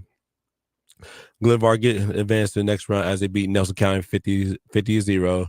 Radford beats Appomattox 44-7. Gretna, huge win against Denver 57-7. Heritage will advance to the next round as they still in the game as Heritage is playing against West Albemarle right now. Still with the game ended is 49-10. Close ball game between LCA Broadway is 14-6. Williamsburg advanced to the next round as they beat Bassett 28-10. Lower Botetourt beats Cave Springs 42-7. Carroll County advanced escape with close win beating Northside 21-7. The GW beats Blacksburg as they advance to the next round. And that's all your high school scores, updates around the area. As we got as your VTRN Sports for college football and NFL Sunday, along with basketball. As right now, we got VTRN college sports. For tomorrow, we got South Carolina Gamecocks versus number 3 Texas A&M Aggies. With coverage starts at 11:30, kickoff starts at 12. Number 11 Oklahoma Students versus number 4 Alabama Crimson Tide. Kickoff starts at 3:30, coverage starts at 3. Virginia Tech Hokies versus the Florida State Seminoles with coverage starts at 5:30. Kickoff starts at 7:30. The TCU Horned Frogs versus number 12 BYU Cougars with coverage starts at 9:45. Kickoff starts at 10:15 p.m. Eastern Time. As I say this again, South Carolina versus Texas A&M. Coverage starts at 11:30. Kickoff starts at 12. Oklahoma versus Alabama. Coverage starts at 3. Kickoff starts at 3:30. Virginia Tech versus Florida State. Coverage starts at 5:30. Kickoff starts at 7:30. TCU versus BYU. Coverage starts at 9:45 p.m. and kickoff starts at 10:15 p.m. Eastern Time. For NFL Sunday, along with some college college basketball men hoops. As the first game of the morning, we got Washington Commanders versus the Miami Dolphins as they play overseas at Spain. With coverage starts at 9:15. Kickoff starts at 9:30. Then we got college men's basketball with the Charlotte 49ers take on the Virginia Tech Hokies men's basketball at coverage starts at 1:30. Kickoff. Tip-off starts at 2. Excuse everyone. Then back to NFL. We got the Kansas City Chiefs versus the Denver Broncos with coverage starts at 4. Kickoff starts at 4:25 p.m. Eastern Time. Then we got Sunday night matchup between the Detroit Lions versus the Philadelphia Eagles with coverage starts at 7:30. Kickoff starts at 8:20 p.m. Eastern Time. Like I said before, for the VTRN Sports, with Washington Commanders versus the Miami Dolphins. Kickoff starts at 9:15. Coverage starts at 9:30. Then we're gonna jump to college basketball men's hoops. Men's for Charlotte 49ers versus Virginia Tech Hokies. Coverage starts at 1:30. Kickoff starts at 2. Kansas City Chiefs versus the Denver Broncos with coverage starts at 4. Kickoff starts at 4:25 p.m. Eastern Time. The last game of Sunday night, we got Detroit Lions versus the Philadelphia Eagles. Coverage starts at 7:30. Kickoff starts at 8:20 p.m. Eastern Time. And that's also for VTRN Sports. Then we're gonna give you I'll give you some quick scores. So college scores, we got Clemson versus Louisville. As right now, this is a close ball game at halftime. Right now, Clemson's up by 1 against Louisville, 10-9. The Minnesota Big Ten matchup, Minnesota versus Oregon. As right now, that game still begin midway through the fourth quarter. Oregon's up by 7 against Minnesota. So that's all your scores and updates around the area. I'm gonna break this down for you for next week. So next week, JF plays with the winner between John Henley and Liberty Belton as they play tomorrow, because John Henley is the number 2 seed in the Division 4 Region D, but they play on Saturdays because I heard it before. I thought it was a joke. They don't got no lights. I wish I was joking, but I'm dead serious. They don't have no lights. I don't know why, but like I said, so they'll play with the winner between them two. If John Henley wins, JF will play John Henley on Saturday. It'll be a 12 o'clock. It'll be a 12:30 pregame show. Kickoff starts at 1.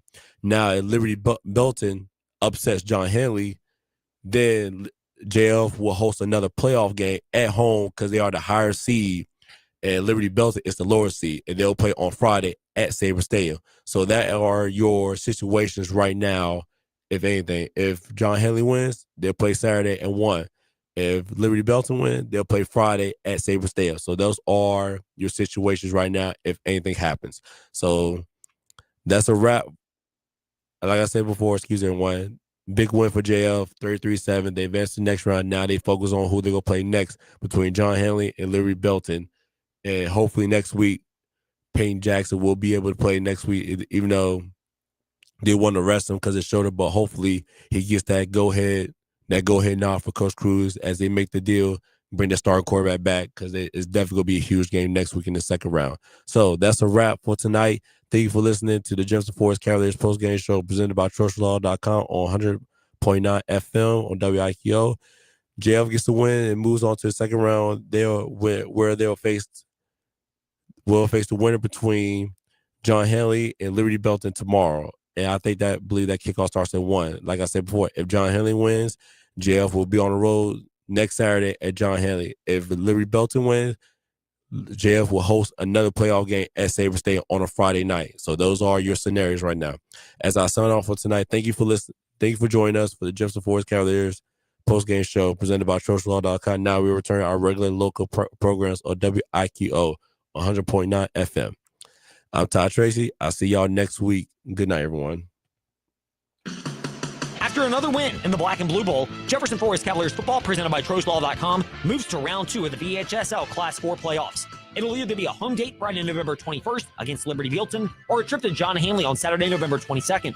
We'll know more this weekend, but plan to join us on the Virginia's Talk Station app, 100.9 FM Lynchburg, 95.5 FM Bedford, and Open Virginia Talk Radio Network on your smart speaker. JF Football is also presented by Central VA Flooring, Crossroads Family Dentistry, Forest Youth Athletic Association, Meineke Car Care, and the Andy Matthews Insurance Agency. Are you sick of missing the big games because greedy corporations are fighting? You never need to worry about ridiculous carriage disputes again by downloading the VTRN Sports app and listen to the best play-by-play featuring Virginia Tech, primetime and NFL, college football, and college basketball games. All the big games, all for free on any device. Don't be caught on the wrong end of another fight between billionaires. Just download the VTRN Sports app. Stay up to date with every game by visiting the VTRN Sports Facebook page. VTRN Sports, powered by ESPN Radio, 93.3 FM, 1320 AM. VTRN Sports app, and as your smart speaker, open VTRN Sports Lynchburg. One of the many things I'm thankful for this year is InsaneRadioDeals.com, because the best deals are all there for you.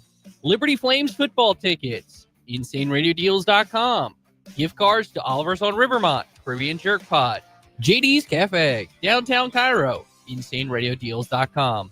Great deals just in time for the holiday season at InsaneRadioDeals.com. Head to the site right now before they run out. After defeating the EC Glass Hilltoppers, Jefferson Forest Cavaliers football, presented by TrosLaw.com, heads to the second round of the VHSL 4A playoffs. Either a home date Friday, November 21st against Liberty Bealton, or a trip to John Hanley on Saturday, November 22nd. Join us for the action on the Virginia's Talk Station app, 100.9 FM Lynchburg, 95.5 FM Bedford, and Open Virginia Talk Radio Network on your smart speaker. JF Football is also presented by Apple Auto Glass, Impact Church, Magic City, Chrysler Dodge, Jeep Ram Bedford, The Concrete Wizard, and Clyde Smith Plumbing. Afternoon. Piedmont, California Police Chief Frederick Chaves is among the many remembering beloved Laney College Athletic Director John Beam. The former football coach died today after being